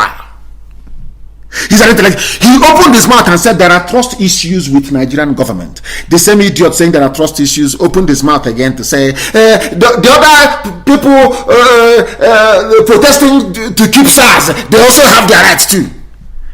When Marie Antoinette and Louis the 14th, King Louis the 14th was overthrown in France, there were those who were pro-monarchy. When the Romanov family was kicked out of Russia and killed, in fact they were killed, the Romanovs, the Tsar, there were people who were pro the Tsar. When George Washington led a revolution in America that kicked out the British, there were those who were sympathetic to Britain. They wanted colonization of America to continue. Even when Nelson Mandela was fighting to end apartheid, Mangosuthu Buthelezi, more like Asian speak in our language, was siding the apartheid white regime. The Inkatha Freedom Party was fighting ANC. For those of you who don't know history, who is talking about the pig in the creek, that dirty pig who can no longer breathe properly. You cannot all be together. There are those who will work for the oppressor. Mangosuthu Buthelezi was working against Mandela. He asked Inkatha Freedom Party members to attack ANC rallies. For some of you who don't know history, I am teaching you history. Did it stop South Africa from ending apartheid? Did it stop Mandela in what he was doing? That is something that this idiot needs to understand. He needs to go back to school or listen to Radio Biafra more often. His life will no longer be the same. He will change as well. He will acquire some modicum of common sense and be able to apply reason and logic in all his discourses. Federal government released link 75 billion naira. Listen carefully. They want to buy them over. You know what they did yesterday? You know, I want to let this boy and any other idiot out there who is telling people stop. I want to tell you how deceptive Nigeria is. I want to tell you how awful, how devilish Fulani Janjaweed is. This is something you must place in your brain this very morning. Now listen very carefully. This is yesterday. The federal government has given out a link for Nigerian youth to access funds for investment. They want to bribe them now. The investment fund was launched in August. Support innovative Nigerian youths who are not above 35 years of age. And how much is the money that they have? It runs into billions upon billions, 75 billion naira. As a Nigerian youth, you can now apply. It was released yesterday. Who released it? That prostitute Loretta Nochie, from holding of mobile phone. She's a media aid, which means you hold mobile phone for people. You arrange girls for them. Maybe those you sold into prostitution in Italy. You bring them back to come and be servicing Asorok. She was the one that tweeted it yesterday. Application for Nigerian Youth Investment Fund begins because they know as a Nigerian youth, they have so much humiliated you and insulted you. They know that if they sprinkle 1,000 naira in front of you, that you will abandon your protest and go and start applying. Because what they want to do is, if you apply for this investment fund for youths, you of course you have to leave the protest to go and apply for it at a nearby cyber cafe. Do you see how that is? I told you before they came out with these schemes, they will try to buy you over. They will try to buy your conscience. They will try to buy your resilience. You must ignore all of that because history beckons. History is calling your name. All of you out on the streets protesting, history is going to remember you. When the history of the zoo will be written in 50 years to come, your name will be there. If you go and accept what these fools are offering you, 1,500, nobody will remember you. They claim they released this money yesterday. Loretta Onochie tweeted it yesterday. Go to her tweets, you will see it. She tweeted it yesterday. But do you know the funniest thing? They did the same trick in July of 2020. We are now in October. The same thing is asking you to go and do. I want everybody who is in support of this Janjaweed regime in the zoo to appreciate what I'm saying this very morning, because the time now is 9:31 a.m. in the morning in Biafra land, 29 minutes to 10 a.m. in the morning in the holy land of Biafra. We are live and we are direct. Listen carefully, please. Listen to me. This same investment fund that House of Rock released yesterday has been in existence already. The same thing with SWAT. How can anybody trust this type of people? These people are so dishonest. They are dishonest. They are dishonest. They want to buy you over. They did not tell you that this investment fund has been existing before. Please, somebody post it on my page. Nigerian Youth Investment Fund, federal government cash transfer, NYIF loan of 75 billion to Credit Microfinance. When 22nd of July 2020, 22nd of July 2020 is they released it then. They have shared all the money, but Loretta Onochie is releasing another link yesterday to lure you away from protest. So you will say there is money. You see how they regard you. So you see how they think. You see how foolish they think you are. They think that because your brothers have been killed, your sisters killed, SARS tormenting you every blessed day, stealing your cars and stealing your phone, harvesting your organs. Now they think that only 2,000 naira can pay for all of that pain and suffering. They can buy you over with only 2,000 naira. That was why they released the link yesterday. And I want it to be published. Can somebody please publish it? Federal government releases link. Apply for 75 billion naira is a youth investment fund. It was carried yesterday by a zoo online newspaper. Legit, it is there. I want it published on my page. The screenshot, please, because if you post the link, Facebook will suppress it. There is also another one. Nigerian Youth Investment Fund cash transfer. When was that? 22nd of July. The same thing they announced in July, they are announcing again because people are protesting. Young people are protesting. They want to buy you over. You see, they don't have respect for you. Can you now see that they are not sincere in what they are saying? Can you now understand? Can you now begin to appreciate the enormity of the task before you people and why you must remain out on the street to ensure that SARS really comes to an end? Vanguard also carried the news yesterday that they have now end SARS. Adamsat launches emergency fund of with $10,000 to support youth. This is another man who is now launching emergency fund to support youth. His name is what is this man's name again? Adam Start is the name of the charity. A global UK-based non-profit, Adam Start, on Tuesday launched an emergency fund with $10,000 to support young people in Nigeria following demands for the prescription of the Federal Special Anti-Robbery Unit. Now, this is a UK-based organization. Britain is doing their own from the UK. Asrock is doing their own in the zoo.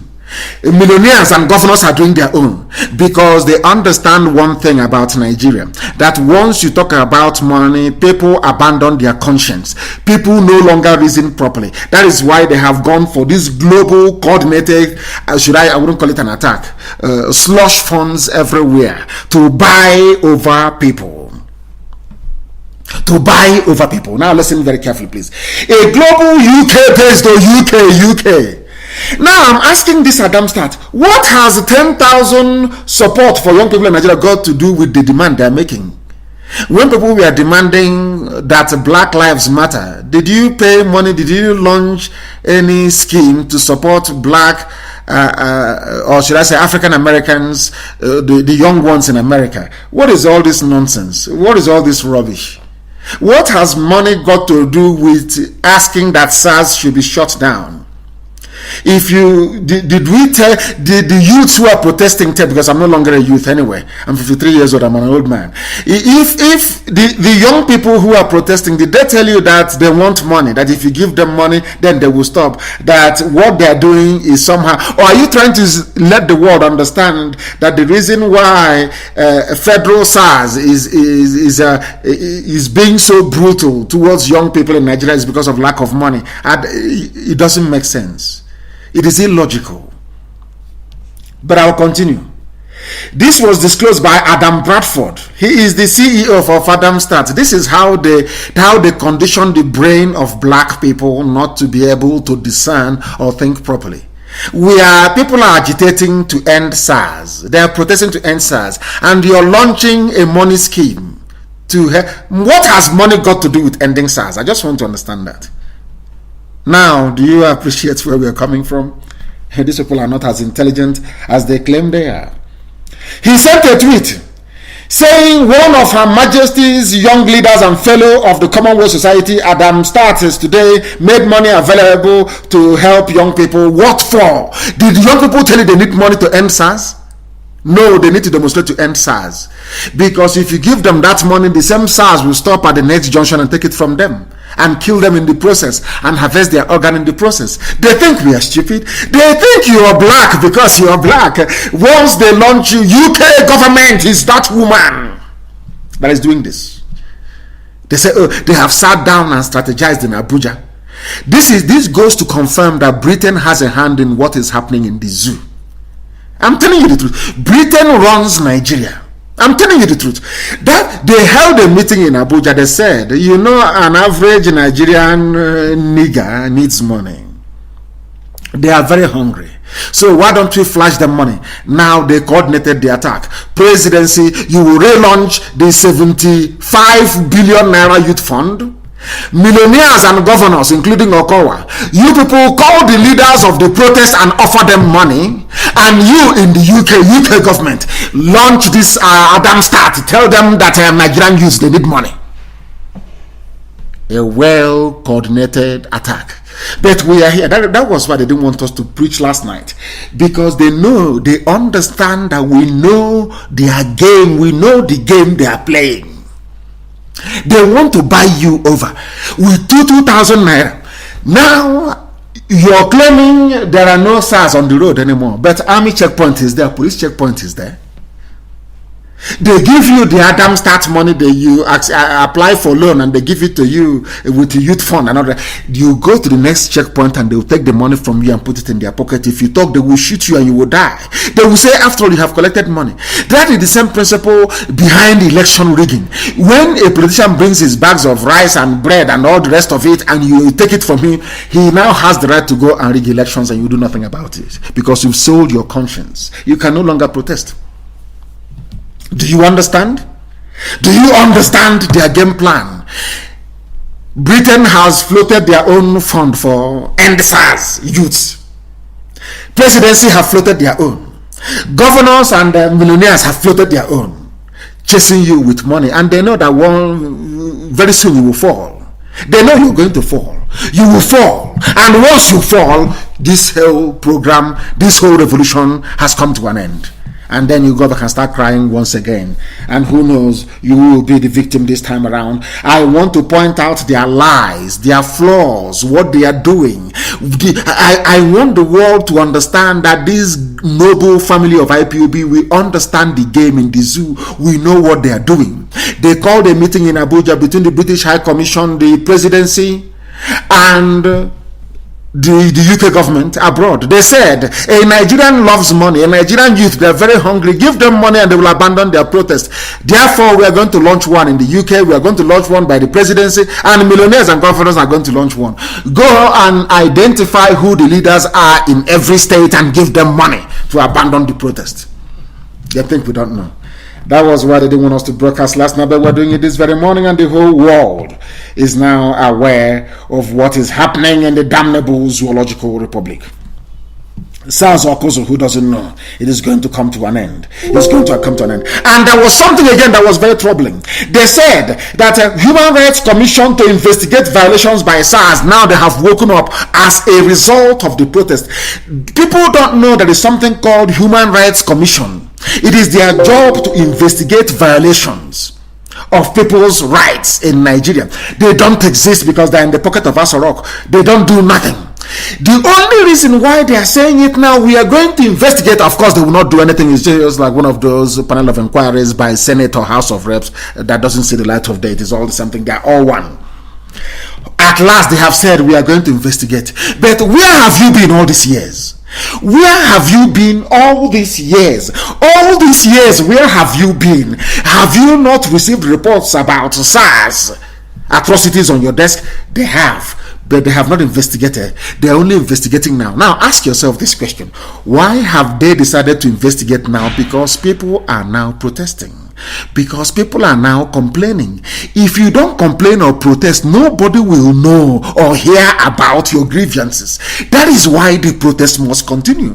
They have not investigated the SARS atrocities for very many years. It's only now, for the very first time, why have they said, or why have they come up to say we are going to investigate? Because people are now out on the streets protesting. That is why you must remain on the streets. That is why the protest must continue. The protest must continue. It doesn't matter what they do. It doesn't matter what Facebook and their likes do. It doesn't matter what the agents of Janjaweedism do. It doesn't matter what the UK government is doing by floating this stupid, ridiculous fund of $10,000, which is nothing anyway. It doesn't matter what Asorok does by floating or refloating 75 billion naira worth of grants to youths. It doesn't matter what their governors and their millionaires do.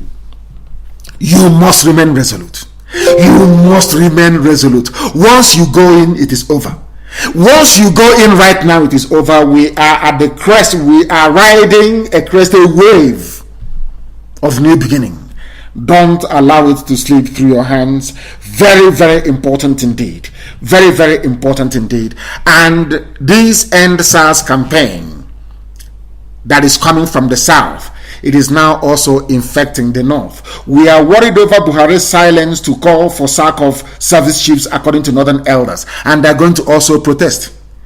And somebody wrote very cleverly and responded by saying, you don't look for the dead amongst the living.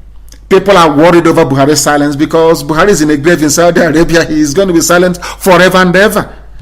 The person you are saying is Yusuf Muhammad Abubakar. That's his name. I told you when Jubril left, I told you that Jubril is gone. The new boy on the block is Yusuf Abubakar Muhammad. Even Shekau knows his name.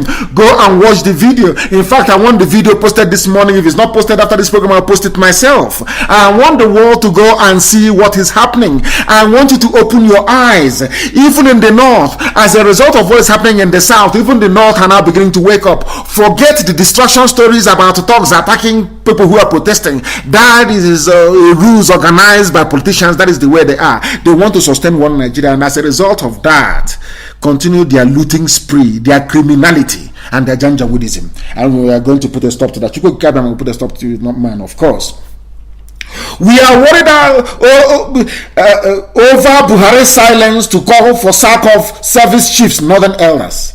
They are now asking Buhari to listen to the voice of reason before it is too late. Say women and children are suffering in large numbers in northeast and northwest. You people brought Boko Haram, didn't you? You brought Janjaweedism. You brought ISIS in West Africa. You people, the same north who are today complaining, they are the ones receiving largest share of aid from EU, from US, for a problem that they themselves created. And I have said to President Trump, if you can stop giving money to California, because you know that some people that are the ones setting up the wildfires, they use accelerants and they start burning everywhere because they want federal aid. And Trump said, no, I will not give you any more money. Trump should also say no to the northeast and northwest, because they are the ones that brought Boko Haram and insecurity. It is them.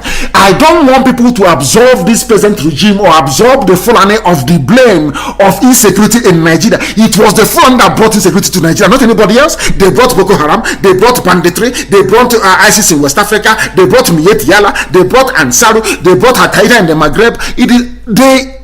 The fault lies with them. And they are the ones in government. They are the ones who are in government, and that is why the protest has to continue. Everything I tell you this morning is geared towards making people realize what is before them, and making them come to the understanding that this must continue. Are you going to have a separate campaign again to end lopsided constitutional appointment? When Garba Shehu was talking the other day as we played, you saw him lying through his teeth. Somebody from the Bar Association or the Bar Association have written to the zoo asking them how about the appointment of all these people. Maybe I will do the analysis on Sunday. I am going to allow some of you to place your calls this morning. I will take it, and I want you to encourage those who are about to go out to protest, those who are already protesting, and to give whatever support you can to make sure that this very effort is sustained on the ground. Because the Fulani Janjaweed regime in Asorok want to bring this whole thing to an end, and we are saying no to it. Because if you stop protesting now, there are over 300 army and police checkpoints in the southeast alone. If you combine South, which is Biafra land, if you combine it, there are over 900 checkpoints in Biafra land. If you stop going out to protest, those checkpoints will still be there, extorting and killing people. If you don't give them 100 naira, they will shoot you dead. That is something you must understand. And also the zoo, the same governors, they are ganging up. That's what they do. Once you become a governor, you want to keep Nigeria one, because you want all your allocation to be flowing in all the time. Federal government flags off initiative to end Boko Haram banditry. How is that going to be possible? I don't know. He's a Yoruba man. He says he wants to go to the northeast to go and end banditry. I do not know. The Minister of Interior, Ralph Adegbashala, flagged off a meeting in Maiduguri in Borno State capital on Tuesday, according to a press statement by the ministry's director, Muhammad Manga. Nobody saw him there, but that's what they said. While calling on Nigerians to support the President Muhammadu Buhari-led administration, of course, leading it from the grave in Saudi Arabia, in its effort to exterminate insurgency that is making living of ordinary Nigerians difficult and miserable. He said the government was ready to tap into the knowledge of the people in achieving this. How are they going to do it? They have now gone there, and he's now recognizing Kanu Brono Empire, because I did on Radio Biafra. They are copying because they all listen. They have now come and they are now recognizing Kanu Brono Empire because we mentioned them on this very platform. They are losing, isn't it? They are on the losing side. And right now, I am going to open the line. Please listen very carefully. I will not mention this line more often. Please listen very, very carefully. And I can assure you, even tomorrow morning, we are also going to be on Telegram as well, that more people may be able to join us. We understand this morning that Buratai is threatening demonstrators. Hi, Chineke miye, I am praying. Nigerian army remains resolute to the peace and stability of the nation. They are threatening to bring out the army. And I'm telling you right now, once they bring out the army, IPOB will go out on the streets. I can assure you of that. My goodness, that's what they do. Threat all the time. Fulani. That's the only weapon they have, is to threaten people. Rubbish and useless, and Buratai doesn't exist. Ask him to give. Let him not issue statement. Let him come out live. Of course, they will go and use deep fake videos, and they start preparing it as they always do all the time. He is talking nonsense. This is again, we warn all subversive elements. They can do nothing. They cannot defeat Boko Haram. You cannot defeat the entire youths of the South and the Middle Belt. You cannot do it. You are talking nonsense. You cannot do it. They have used money, did not work. I know that's what they're going to do. They will try money. If money doesn't work, they will use stress and intimidation, and that's what they're doing. You can't do nothing. You cannot do nothing. I repeat, you cannot do nothing. What happened to you in Enugu will happen to you again. If you come out and you mobilize against innocent people, you will die in your barracks. You will die in your police stations. Try it and see what will happen to you in the area. Our lines are open, but I want to announce the number, please. Those of you who are calling, should please give us some time. I want to announce the number, please. Please do bear with me, that others may be able to participate this very morning. The zoo is crumbling. They're afraid that IPOB will come out. And once we come out, you know it is over. That is why they are talking their usual nonsense, talking their usual crap. If you don't know, you will panic. You will say, oh, the army, who is the army? Are you able to defeat Boko Haram? Have you defeated Miet Yala banditry and terrorism? Nothing. You have nothing. We are the people. The people have spoken. There must be a change, and that change must happen now. And they're not going anywhere. You're talking rubbish. Your mates in Mali tried the same thing. They tried to use intimidation. I know that Britain is advising you, give them money. If they refuse, bring out the army. As I warned you earlier, BBC will not talk, no world media will talk, but I am assuring them, if you mobilize your army will die on the streets. We assure you of that. In the area, you can kill them in Yoruba land, you can kill them in the Middle Belt, or maybe in Abuja. If you try that nonsense in Biafra land, the news the world will hear tomorrow morning will be of a different one altogether. I have told you, we are prepared for you, and we are waiting for the right time. Try that nonsense in our land. Go and bring out your army to shoot innocent young protesters, and you will see what will happen to you. We will catch you with our bare hands and drink your blood. Useless idiots everywhere. The number to call this morning is +4479 51278705. I repeat, +44 is a UK number, +4479 51278705. And as always, we are also on Skype, IPOB 2020 at outlook.com. For Skype, it is IPOB 2020 at outlook.com. This is our first caller this morning. Your name, please, and where you're calling from. Please go ahead. Mazi Nnamdi Kanu. Hi, good morning, sir. This is Jocelyn. I'm calling from UAE. From UAE, Jocelyn who? Jocelyn Noah. Thank you very much. Please go ahead. My name is Jocelyn Noah. Go ahead. Yes. Actually, we've been following your broadcast. It's a good thing that it came on this morning, even though you were disrupted yesterday by Facebook. Just to make my own contribution on what is going on in Nigeria right now. My only just to congratulate the youth for coming up and for coming out to protest. This is actually it's a long due an overdue protest, which is actually going on right now. They are doing the right thing. So what they can do is just to remain focused, because you already said it that they are going to throw in money and they want to beg and then get them off the street.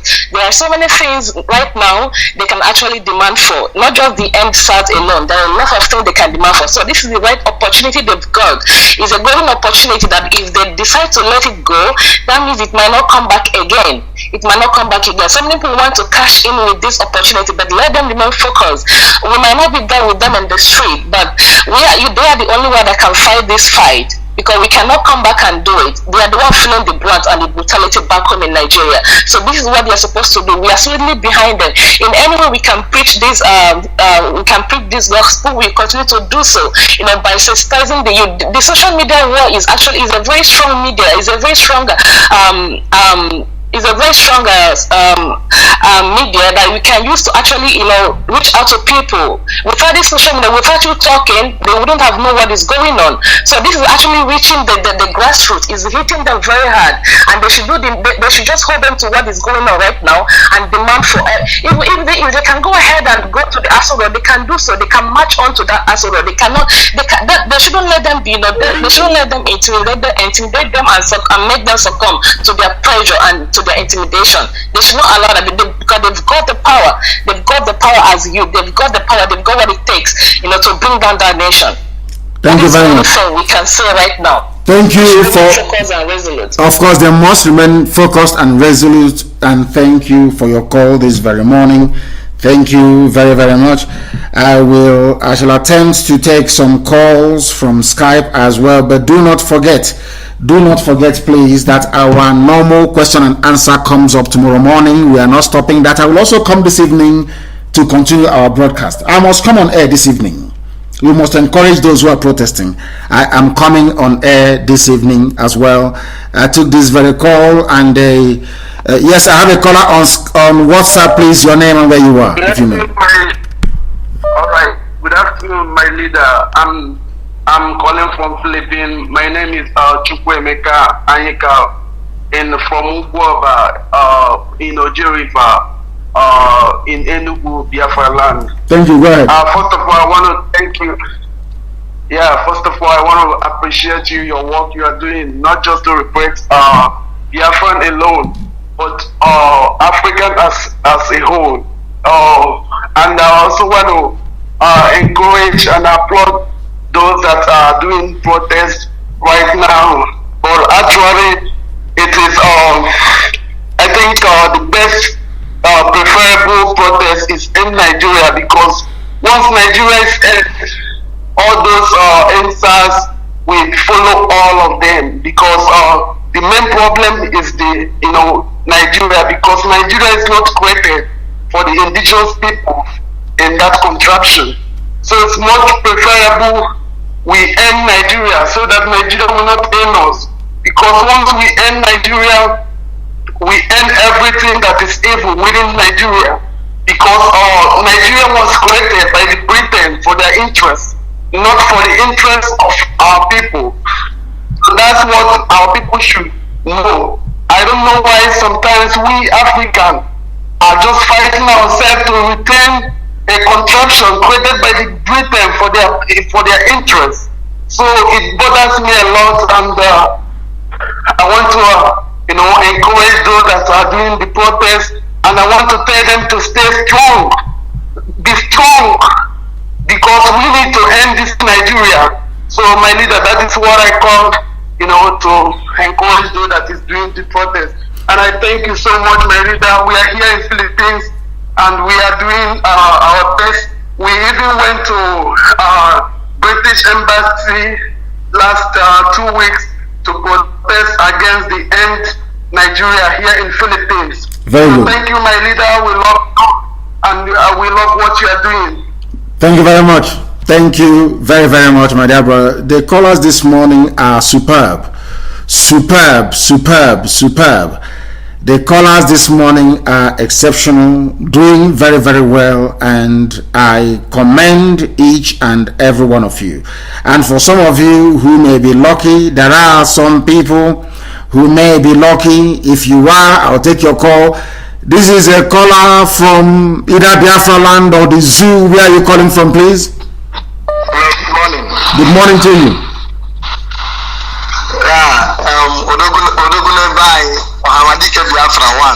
Thank you. What is your name and where are you calling from? Your name and where you are this morning, please. And you go straight to the point you want to make. Go ahead. My name is Mr. John Obika, and I'm calling from Nigeria right away. I'm calling from Anambra State of Biafra land. Yes. And I really want to encourage our youths for coming up to protest on the streets. The revolution we are all seeking for is here now, and they should not, we the youth should not be distracted. We should focus on what we are doing right now, and by the grace of God, I see Nigerian resting in peace. released in the grave where it belongs to. And that is my prayer. So we should all focus. Nigeria is just remaining just a little bit. It will divide, and that is our prayer. You see, so I really want to encourage them. May God bless them, and may God bless you, our leader, Mazi Nnamdi Kanu. So nothing will happen to you, sir. You say? Keep going higher. You say, thank you very much. I have another caller on the line. This caller, give us your name and where you are, please. This morning we are encouraging those on the ground, bravely bracing every element to protest and register their displeasure with the damnable Zoological Republic. Your name, please, and where you are. Hello, yeah, this is Pascal calling from the United States. Pascal who? What is your father's name? This is Pascal Osaga. Pascal who? Osaga. Okay, thank you very much, Pascal. Osama, please, thank you very much. Please go ahead. Okay, yeah, I tried with you several times before, but I couldn't get through to you. Regarding what's going on right now in Nigeria, I'm just trying to call. Thank God I'm able to go through tonight. Go ahead, we are listening. The world is listening, please go ahead. Okay, first thing I want to ask you regarding Biafra. Can you please take off your phone from speaker and talk to me normally, please? Speak to me normally that the world may be able to hear you properly. Speak to me normally and move away from your listening device as well. If you can hear my voice, that means the world is also hearing your voice as well. Please go ahead. Can you hear me, Mark? Yeah, it's better now. Go ahead. Okay, I said I wanted to ask you some few questions regarding Biafra. No, questions will be done tomorrow. Questions will be done tomorrow, but you can ask today anyway. But tomorrow morning we are still coming on air at 7 a.m. Biafra land time to take your questions. But very, very briefly, please. Today is for those who are coming out bravely to protest on the ground in Nigeria or across Nigeria. Go ahead. Yeah, I already made a video regarding to those coming out to protest down in Nigeria. But just this very question I want to ask you.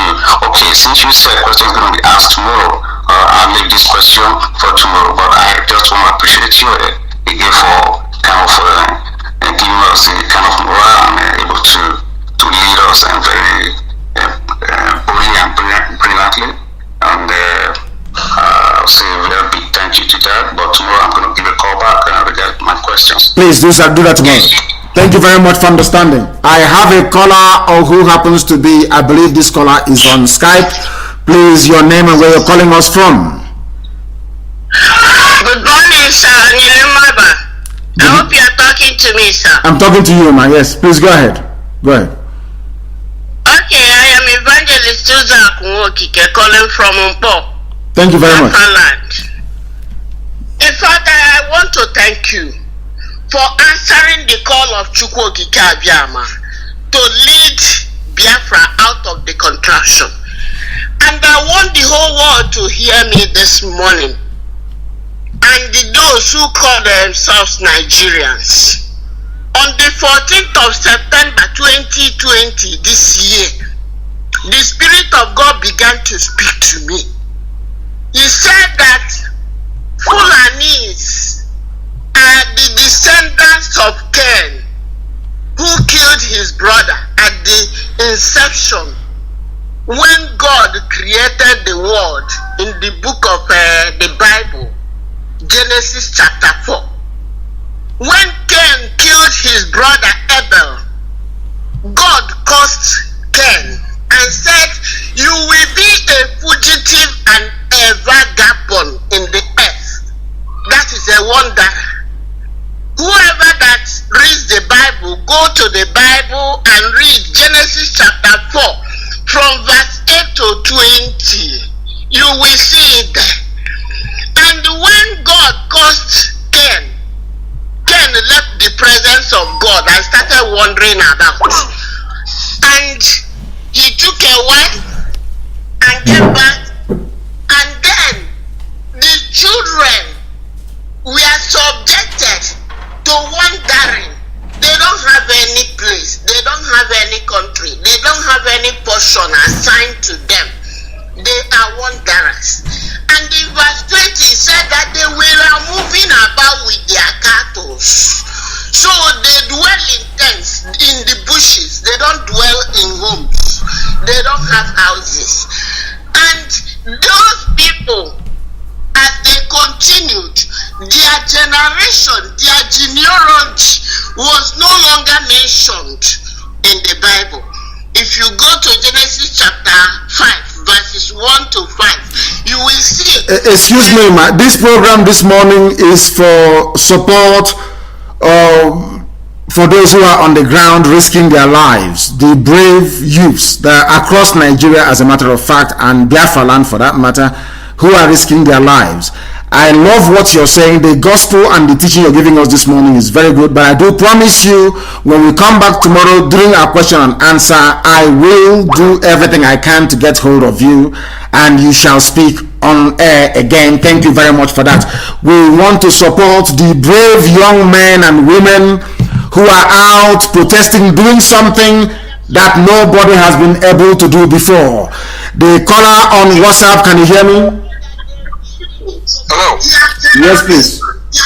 You are not listening. You have not been following us. Once you call this very program, you move away from your listening device, please. Give us your name and where you are, the caller on WhatsApp. Yeah, this is Mr. Ihechi Meredema. I'm calling from Manchester, United Kingdom. Thank you very much. Please go ahead. Yeah, I want you, Mazi, I thank you very much for what you're doing. I've been following you. You've been doing fantastic work. And I want to say, God Almighty that have called you will preserve you. And will see you through this struggle in Jesus' name. Yes, and I want to quickly tell you to, as I know that all the youth in Nigeria, most of them are listening and they're hearing your voice now. I want you to tell them not to relent and not to also listen to anybody that will come as their leader, because they have no leader. This is a spontaneous action. There's no leader here. I've seen some freedom fighters or revolution now organizers say that some people are becoming billionaires over there by going to negotiate with powers that be and everybody. Tell them that nobody is their leader. Anybody that have gone and collect billions, let them collect it on their own. So they should not listen to anybody. They should do what is right. This is the last opportunity they have to put things right in Nigeria. If they lose this opportunity for another 2 decades or 3 decades, they will continue to wallow in poverty and misery. Please, you should tell them to stand their ground, until they see the end. Of course. Thank you very much, and well spoken this morning. That is what we want to hear. Of course, Facebook has cut us off. Facebook. I know Facebook is Facebook have cut us off, but we are continuing. That is what they are doing. That is what they will continue to do. They will cut us off, and we shall continue. They cut us off on Facebook, and we continue. We are back on Facebook. Tell them, those who are listening, we are on YouTube. We are on IPOB Community Radio. We are on Radio Biafra app. We are on FM. We are on satellite. We are everywhere. So Facebook is wasting their time. I have a caller who happens to be on the line. This caller, give us your name and where you're calling us from. Everything is about SARS and end SARS now, please. Zoo, as always, no network. The caller on the line on WhatsApp, can you hear me? Hello, good morning, sir. Good morning to you. Please, your name and where you're calling from. We are back again on my page on Facebook at Mazi Nnamdi Kanu. Please go ahead. Go ahead. Yes, my name is Efshong Enobong. I'm calling from the Zoo Republic of Nigeria. And where are you from? Enobong, where are you from? Where is your village? Where are you from? Wherever you see it, I'm from Uyo Akwa Ibom. Thank you very much. Please go ahead. So my contribution is that whenever you see any Fulani man, you always see them with dagger and sword. If you see a Fulani man like 5 of them standing or sitting, that means you are seeing 5 dagger, 5 sword. And in the zoo army, they will not do them anything, they will not arrest them. But if they see any Biafra man or Oduduwa man that hold ordinary cutlass, maybe going to the family in the town, the zoo armies release them, they arrest them and take them to the station, so and leave them and treat them anyhow. But whenever they see any Fulani man, they don't arrest any Fulani man. Fulani is free to move with dagger and sword in the town, in the street, anywhere. And my advice is that when Biafra come, all those things should stop. Of course, it won't happen. You won't have them moving around our land. Once Biafra is here, you won't have them moving around our land. And there's something I want to also point out from what you have said. The reason why some of you are out there protesting is because there is double standard in Nigeria's policing as well. If you are Fulani Janjaweed and you're carrying a knife, you're carrying a sword, you're carrying dagger, nobody disturbs you. But if you're from anywhere else and they find these things on you, SARS will not only arrest you, SARS will kill you, harvest your organs, and render your life of your family, those you've left behind, miserable. I have another caller on WhatsApp. Please give us your name and where you're calling us from. The caller on WhatsApp, can you hear me? Your name and where you're calling from, please. They are not paying attention. A lot of people are listening. Even those who are out to protest, they are listening. But they must understand us. Don't call on video, please. No calls will be taken via video. Audio calls only, please. Audio calls only. Yes, please. The caller on the phone. Hello, my name is Uche Evans from Switzerland. From Switzerland, please go ahead. Okay, please, I have 3 contributions to make. Number 1, I saw a video on YouTube from BV1 channels, a Biafran YouTube. So the Fulani governor was saying there, it was the TV question that a TV channel question they asked him. My sister, I'm going to stop you right there. Stop, please. Stop. Excuse me. I'm going to stop you, my dear sister. That very video you're talking about, we have it. It is everywhere. And I'm going to analyze it tonight. I'm going to broadcast again tonight, 7 p.m. Biafra land time tonight. During that very time, I will also open the lines. I will also make it a question and answer, not question and answer session. I'll make it a live interactive phone-in session as well. We are going to analyze that video. After the analysis, we take calls based on that very video. This very morning, we are taking calls based on what is happening on the ground across Nigeria. People who are protesting very bravely, courageous, heroic men and women out on the streets demonstrating. We want to encourage them. That's what we are discussing this very morning and nothing else. That very video will be analyzed this evening, and I will also take calls on it. Okay, I'm going to call again because I have 3 good contributions to make. I will note that, and this evening you're going to call because I will live again this evening and also live again tomorrow morning. Thank you very much for your call. Let us go, and the calls are plentiful. The caller on WhatsApp, can you hear me? The caller on WhatsApp, can you hear me? The caller on WhatsApp, can you hear me? The caller on WhatsApp, can you hear me for the last time? No, they cannot. They cannot hear me. I don't know, but why can't they hear me? It keeps saying reconnector. It's the Zoom now. They have maybe jammed their lines. I don't know what is going on. Let us try again. People are calling us from. Can you hear me? The caller on the line, can you hear me? I can hear you very well. I can hear you very well. My name is Mazi Nnamdi Kanu. I'm calling you from Iguacha. From Iguacha? Mazi Nnamdi Kanu, go ahead, please. You are listening. Yes.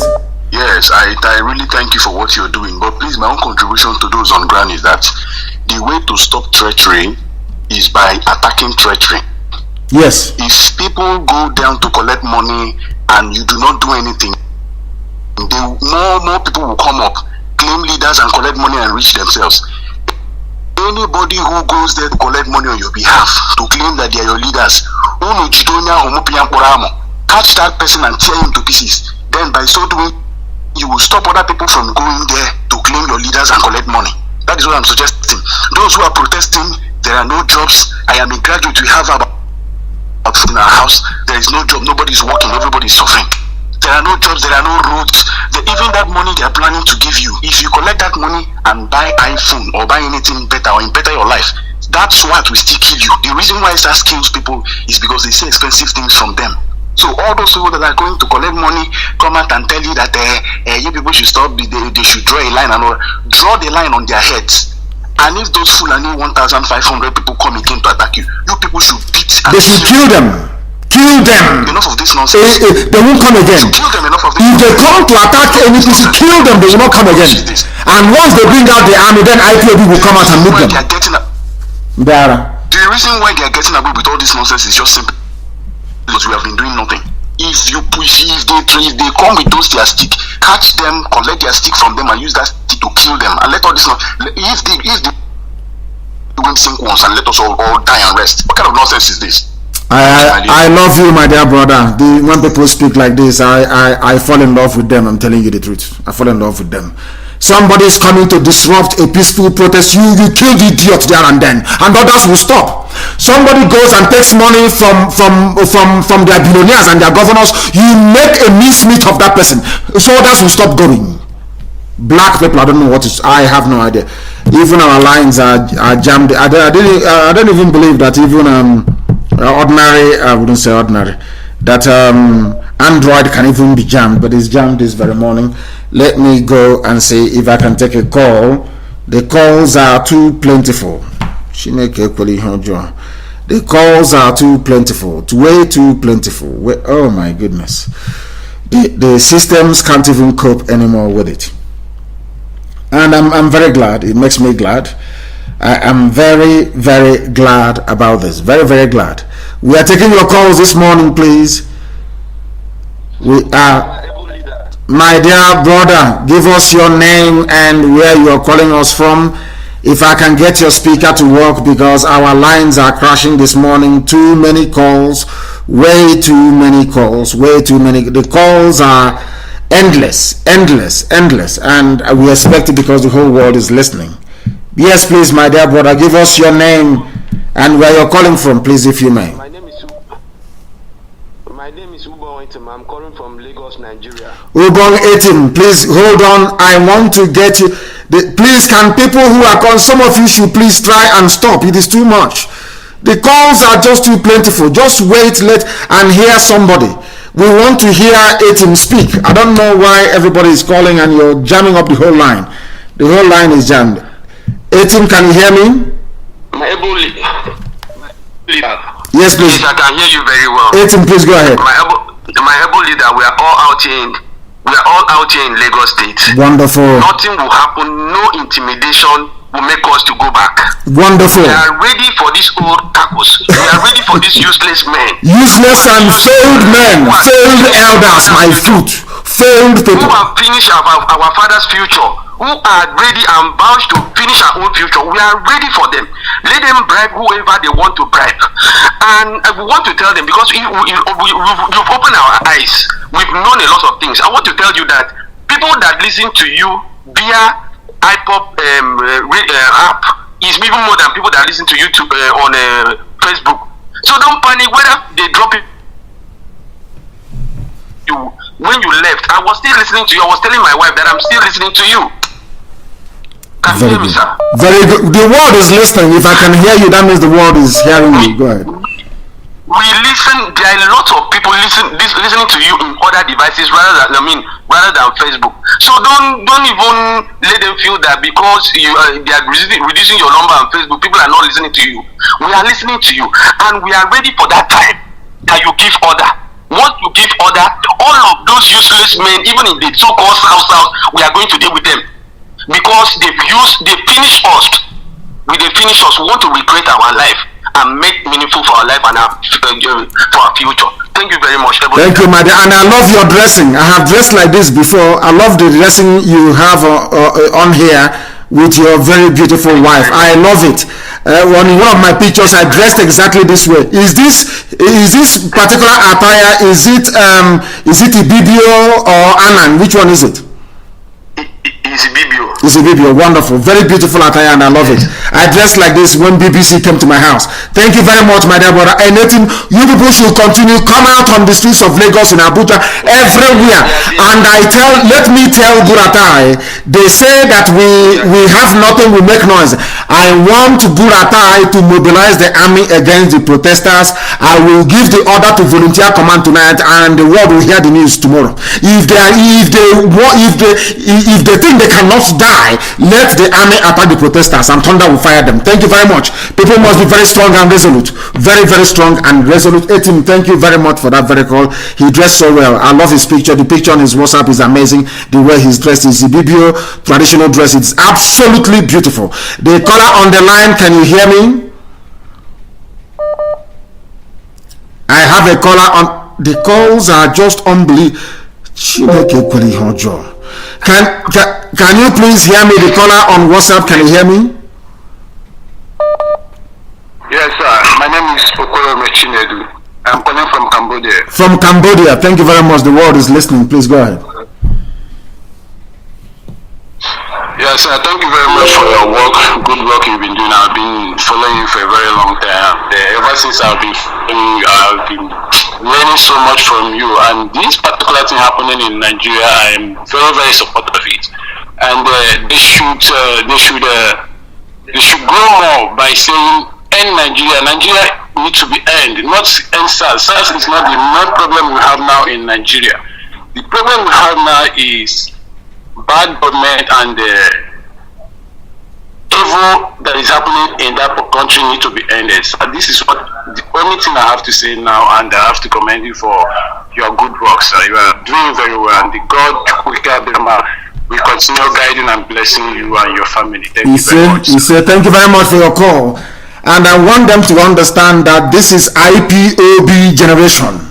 Every youth who is coming out now to protest, if you ask all of them, they will tell you that they got their training, their orientation and sensitization by listening to Radio Biafra. And regardless of where you are, if you are participating in this very protest, you are also one of us, because you hate injustice and you hate evil. I have a caller on the line. This caller, can you hear me? Your name and where you are, please. Good morning, Odisi. Good morning to you. Your name and where you are, please, and you go straight to the point. Okay, I'm from Anthony Anos here. It's in Germany, Akpo. Anthony Anos, thank you very much. And Anos, Anthony, hold on, please. You had people who are going to protest from Lagos that called.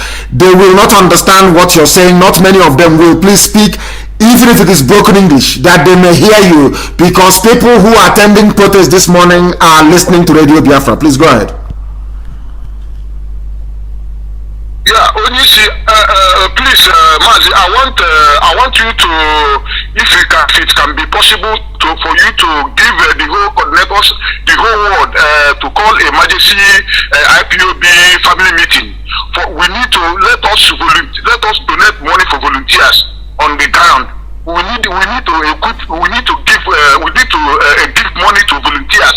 We need to equip them. You understand what I mean? I want you to call emergency meeting to IPO the whole body, contact the whole coordinator. Let us, even if it is $50, €50, €20, we need to do something so that our volunteers will be strong. You understand what I mean? I don't want to go further. I know, but I can assure you that they are strong right now. And let me tell you something. There are some people, men and women, young and old, that Elohim, the God Almighty in heaven, brought out for this very project. They don't sleep. We don't need to go back to even call a meeting for them to prepare or equip our volunteers. They are doing that on a regular, daily basis. And in the end, when the history of this very effort will be written, the world will hear about those brave men and women as well. So we are ready and we are prepared. You heard me here and I said, if Buratai thinks that he is strong, he should mobilize the army on the streets. Then he will say the might of IPOB. Right now, this very protest is peaceful. People are demanding for what is right, for an end to police and army brutality. and that is right, and I want them to keep it that way. But they must stay until all the demands are met. They must remain on the streets until all our demands are met, all of it, from top to bottom. Because the demands of these young people who are asking for end to SARS is what everybody wants. The thing about common sense is that when you're asking for something that resonates, everybody will identify with it. Everybody will, and I identify with it, and I thank you very much. And the meetings are going on, I assure you, and things are going to happen very, very imminently. The caller on the line, can you hear me? The world is listening. I don't know what has gone on. Reconnect again. I have no idea. I have no idea whatsoever. The caller on WhatsApp, can you hear me? For the last time, the caller. What is making it? These are people calling from very powerful countries where there are no network issues. So what is going on? The caller on WhatsApp, can you hear me? Yes, sir. My name is Elvis Olono. I'm calling from Berlin, Germany.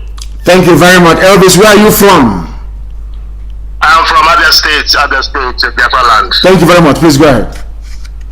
Sir, I'm very happy to get to you. I have been trying to get to you, but thank God I get to you today. So let me go straight to why I'm calling.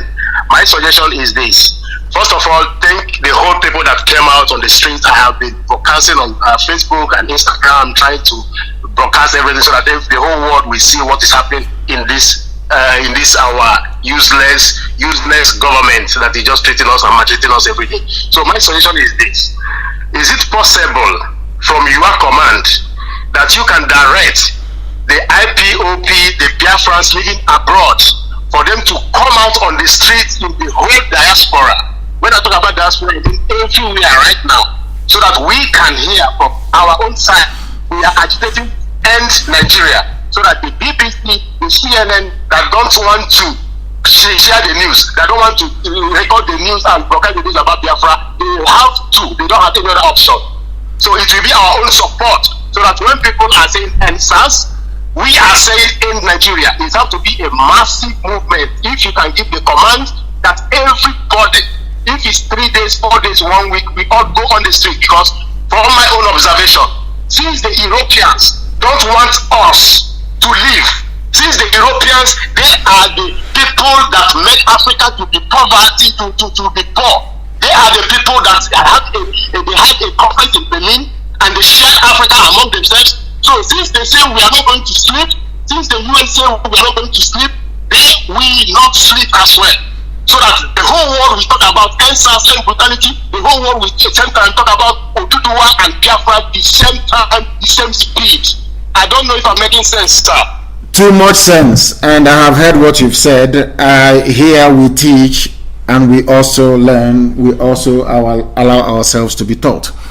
What you have said is very poignant, is very important, and we are going to do something about it, be rest assured. There's no going back. As I said before, some of you recall my broadcast a few months ago, I said that the only thing saving the zoo is coronavirus. That's what I said. That very soon that anger will erupt and people will come out on the streets, and it's happening now. And we're not going back until we get everything that we want. Now is the time. But those who are at home will need to sustain it for a while, so that we know they are serious. So that when we unleash the Armageddon, it will now give us the desired result. Thank you very much. Thank you very, very much. I want to talk to people who are at protest grounds all around Nigeria. They are the ones that I want to talk to. Those who are at the protest venue, they are the ones I want to talk to. Although I know that they may switch off the what's it called? What's it called again? You know, the transmitting the mask that they have around those areas. They may do so, because that is why I've not been able to take any calls from any of those people. The caller on WhatsApp, can you hear me, please? The world is listening. Your name and where you are, if you may. Hello, my leader. Yes, please. Your name and where you are. My name is Chibuzo Emmanuel. Chibuzo, where are you calling from? From Ireland. You're calling from Ireland? I'm calling from Ireland. Thank you. Yeah. Thank you. Republic of Ireland. Thank you. Please go ahead. Yeah, I want to say regarding to those who are protesting to end SARS now, I want to say that now is actually a good time for them to ask all the questions that they want to ask, that they have had in their mind for many years. You're right. Now is the time. You're right. To ask them. You're right. And now is the time to also demand for the answers they have been expecting for all these years. Now is the time for them to get the answers. If they fail to utilize this opportunity now, they might not have it again. This is for the Nigerians. This is for the zoo people, the Nigerians. I won't call them the zoo so that they won't take offense. But as for us, Biafrans, I believe that we are still keying in on what is happening. We also support what is going on because we don't believe or we don't support any human maltreatment. It doesn't matter if it's if it's happening in Arewa or Oduduwa or Biafra, or as long as it affects human beings, we don't support that. I'm an Igbo person. We don't support that where I come from. I grew up in Aba. Yeah, I'm from Enugu. I am I'm a true son of the soil. I know exactly what our people values and what we don't value. We don't condone killing of human beings. It's not good. Mado. Don't condone that. The beauty of life. We don't condone killing of yes, life. Mado. It actually means the beauty of life. The beauty of life itself. No other. I've checked other tribes. I hear Hausa very well. I check and I keep asking questions. Even the Europeans, the people, the white people I meet here, I keep asking them to explain to me what is human being, what does it mean in their language. And each time they tell me it doesn't mean the same thing. It doesn't mean anything. A human being is just a living species. A living species. That's the meaning of a human being. They will just tell me human being is a human being now. I would say no, but in my place it means the beauties of life. The beauty of life. Even the dog has life. Chicken has life. Please, my dear brother, I'm sorry to interrupt. Please, there is a news that is breaking. Please, there are protesters who slept on Lekki toll gate, and what we should be talking about is making sure that those people are properly fed on the ground. If you're driving around Lekki, please just don't drive past. This is how it is normally done elsewhere in the world. Buy bread, buy pure water, get them chewing stick, anything at all. We must sustain them. If you have people protesting around your area, you must feed them, please. Get whatever you have and feed those people. Give them food, give them water, sustain them. They are fighting for a better tomorrow. They are fighting for your children. They are fighting for your grandchildren. I commend those who slept at Lekki toll gate, and I am also instructing our people all across Lagos to make sure that these people are fed. If you're a bakery owner, make sure you bake more than usual. If you're a restaurateur, please make sure you cook more food than usual, because these people will need to be fed. You must feed. An army marches on his stomach. They are not an army yet, of course, but we must feed these protesters. The Vanguard, I just saw it now that some people slept on Lekki Bridge. They must be fed.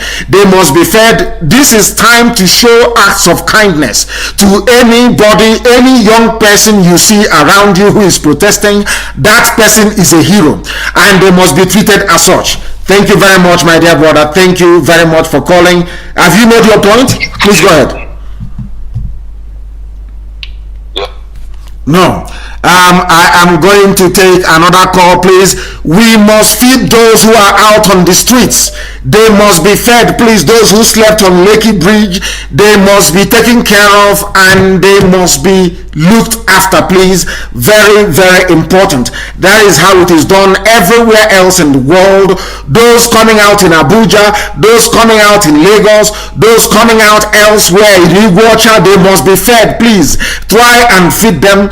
Extend kindness to these people. It is very, very important. The caller on the line, can you hear me? We are live and direct, and the world is listening. Yeah, good morning. Good morning to you. My name is Joseph Ogaga. I'm calling you from Delta State. beside Urobo. Urobo, thank you very much. And I like what you are doing. I like what you are doing. You are doing a good work. This morning I went to a house.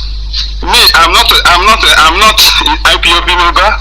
I don't believe on Biafra, but I went to a house this morning. A police DPO. I went there. Is my very good closet person to me. He called me. I went there this morning. I went there because of discussing some issue, but from there he said one word that everything Nnamdi Kanu is saying is truth. That there is nobody in Aso Rock, but they can't come out and say it. A DPO, hold on a second. Hold on. We want to understand something. A DPO said this to you when? When did they say this to you? When? This morning. As I'm an Urobo man. I don't believe in Biafra, but why don't you hold on? Why don't you believe in Biafra? Why don't you? You are Urobo. Are you Yoruba? Do you believe that Urobo is Yoruba? No. We know that if Biafra happen, Urobo will follow, because when the children of Israel want to leave the Egypt, not all of them agree to not all of them agree, but at the end they enter the promised land. You have spoken well. Cannot come from. Thank you very much. Continue your story. And fight for battle. Thank you. At the end, they will join. At the end, we follow. Everybody cannot come out. I know.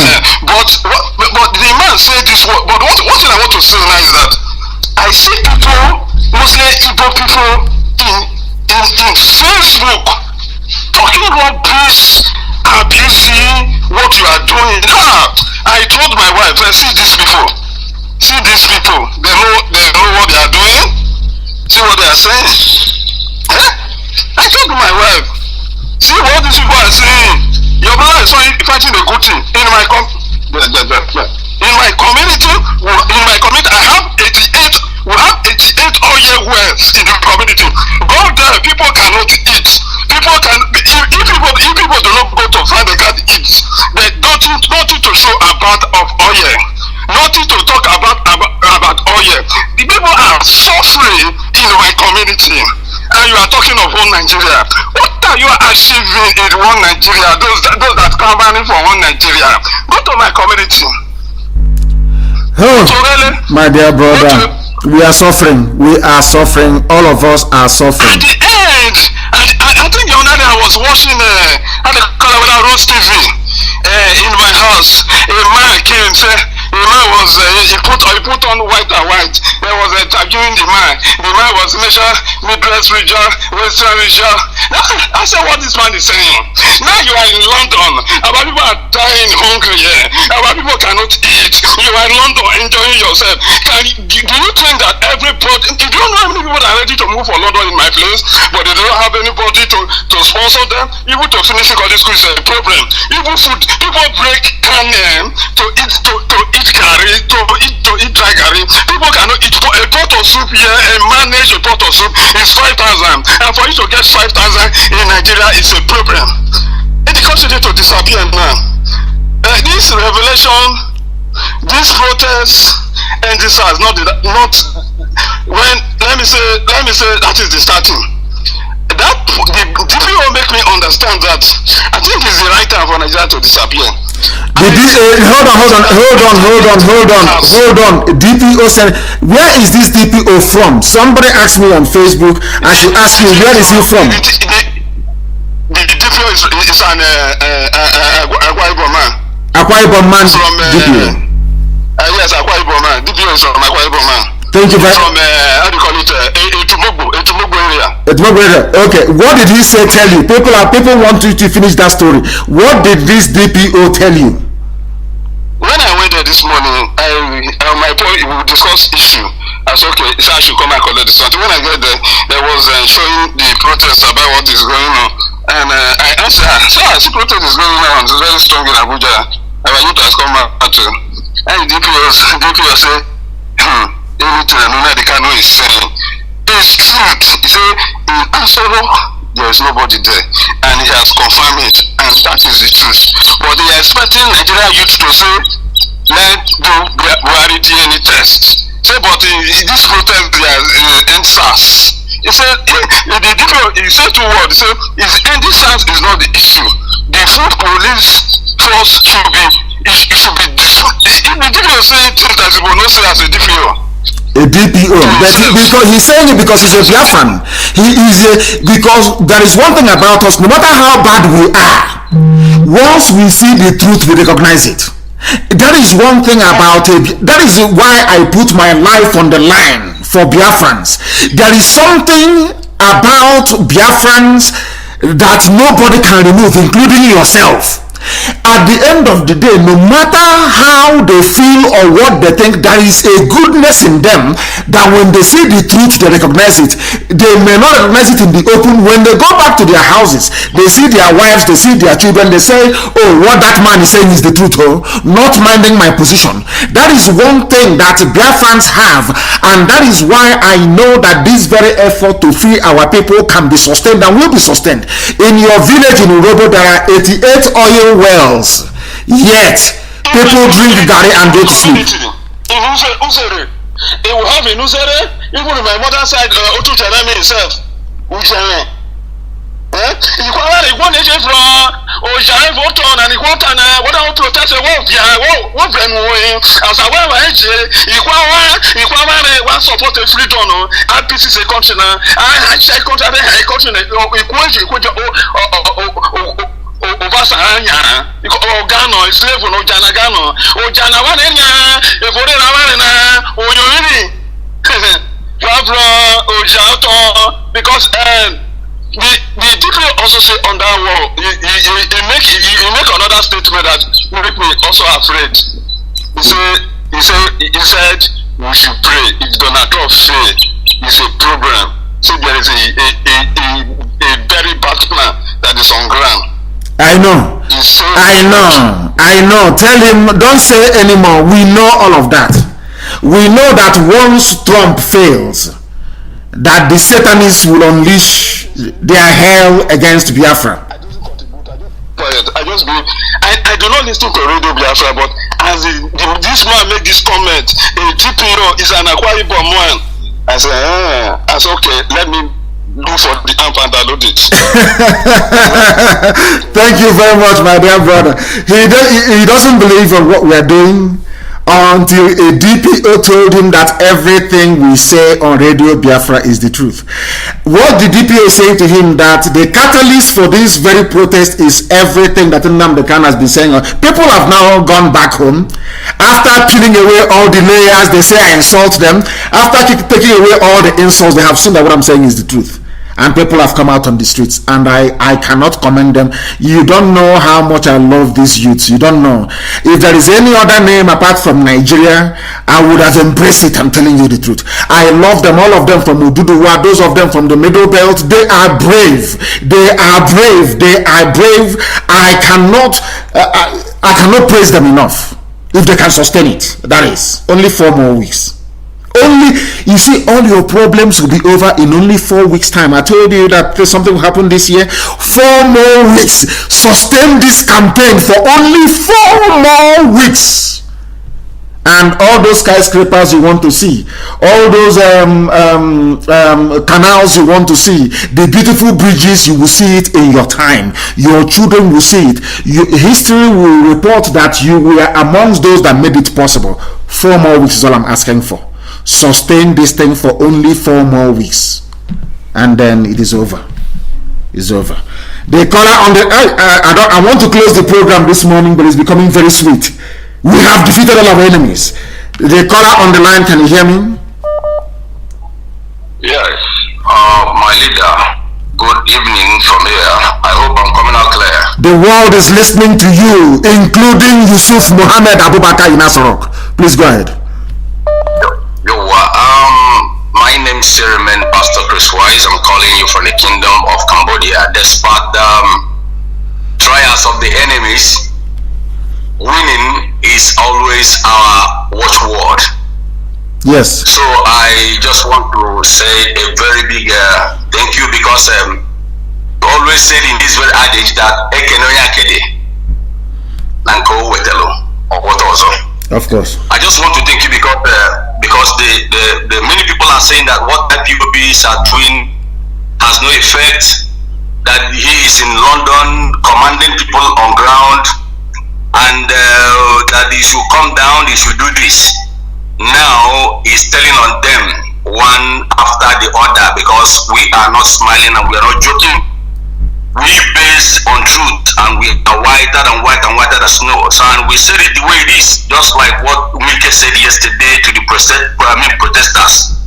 They don't hide, we don't hide things, we don't even politicize, we don't sugarcoat, we don't paint words. So I am encouraging those people that are doing the needful to continue, because consistency is the key word. Because you don't just go and shake the beehive and run away. When you run away, they will still get back again and gather with their evil intentions and ulterior motives. You continue with every means, either to burn smokes and to do things you need ought to do to make sure that the beehives are being scattered. So what am I trying to say right now is that I am thanking them. And at the same time, I want to bring to your notice our leader. I don't know. There is this very lady that was attacked. She's a Biafran that used to sing. Don't worry about that. We are dealing with it. Don't worry about that. I don't want to say what we're going to do on air. We are dealing with it. Yeah. Okay. Thank you very much. And I thank you, because what they are trying to do right now is to try your command, and that very command right now will unleash mayhem to that which they are looking for. Let them just close the internet, and they will see what the story. I am praying for them to close the internet. I am praying for them to mobilize their army, and the zoo will fall within 48 hours. It will fall. Let me tell people something they don't understand about the zoo, the psyche of the people, the colonial masters, the neo-colonialists, and all the leeches and parasites that feed off the zoo. You must have a reason for doing anything you want to do. You must have a reason. The world must see the zoo for what it is. You don't preempt it, you don't start it, they must see it. Now they know that SARS is very bad. Very soon they will understand that the zoo itself is very bad. If you go after the zoo, nobody will talk to you about it. We know what we are doing. People sometimes don't understand that there is a method in our madness. We know what we are doing. We know when to move, we know when to stop, we know when to go sideways, we know when to go backwards, and we know when to go forward. That is something they must understand. I have another caller on the line. This caller, can you hear me, please? Can you hear me? No, they cannot hear me. The calls are enormous. I want people calling us from the protest center. The caller, can you hear me? Turn your system down.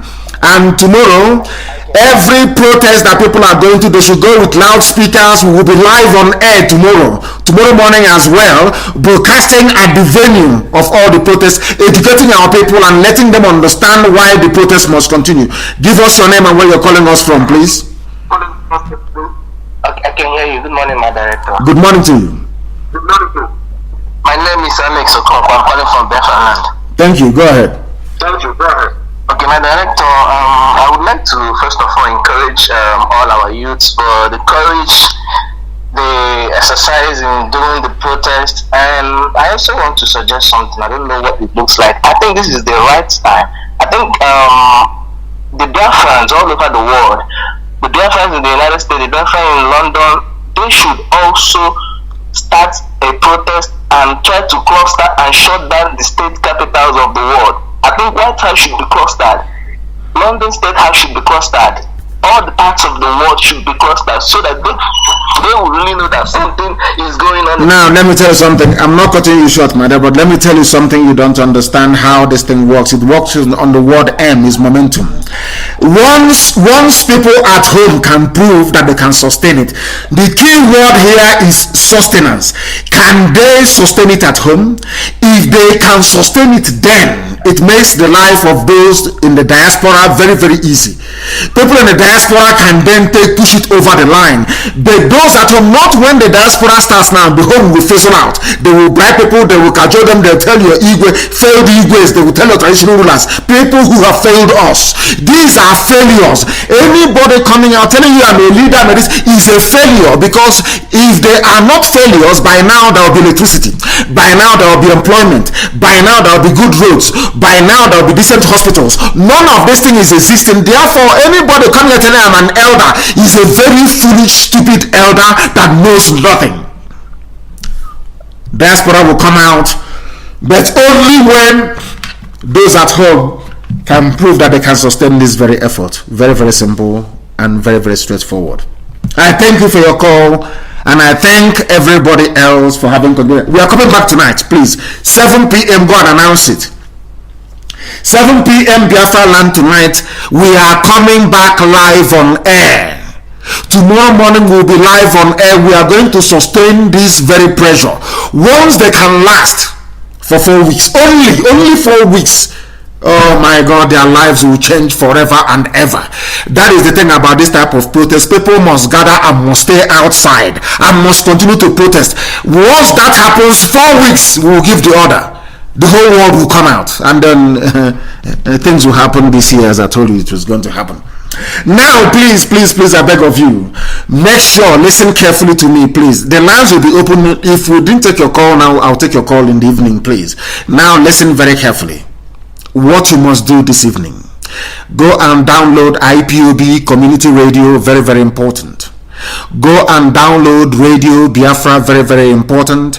I want the link to the YouTube to be circulated, because Facebook will mess up this evening as always. People are going to listen via other platforms, very, very critical, very, very important. If you're at home, go and buy a simple, strong decoder, satellite decoder, strong. You will get Biafra there as well. And I'm also asking you, Uala, to make sure that every link available through which people in the diaspora can listen to us on their internet television should be made available today. We want to make every platform available to our people tonight, because I will be on air. We are going to be on air for 3 hours. I will only preach for 1 hour tonight, and for 2 hours we will take your calls. And we want those who visited every protest venue to be able to call this evening. I will provide a special number for them live on air for those who are at the venue of the protest to be able to call. The same thing we are going to do tomorrow morning. The zoo is in very serious trouble, and I can assure you it is crumbling. I thank you all very much for listening this morning. We are going to reconvene this evening, 7 p.m. Biafra land time. From me, from here, and with every love in my heart, it is good morning and happy protesting.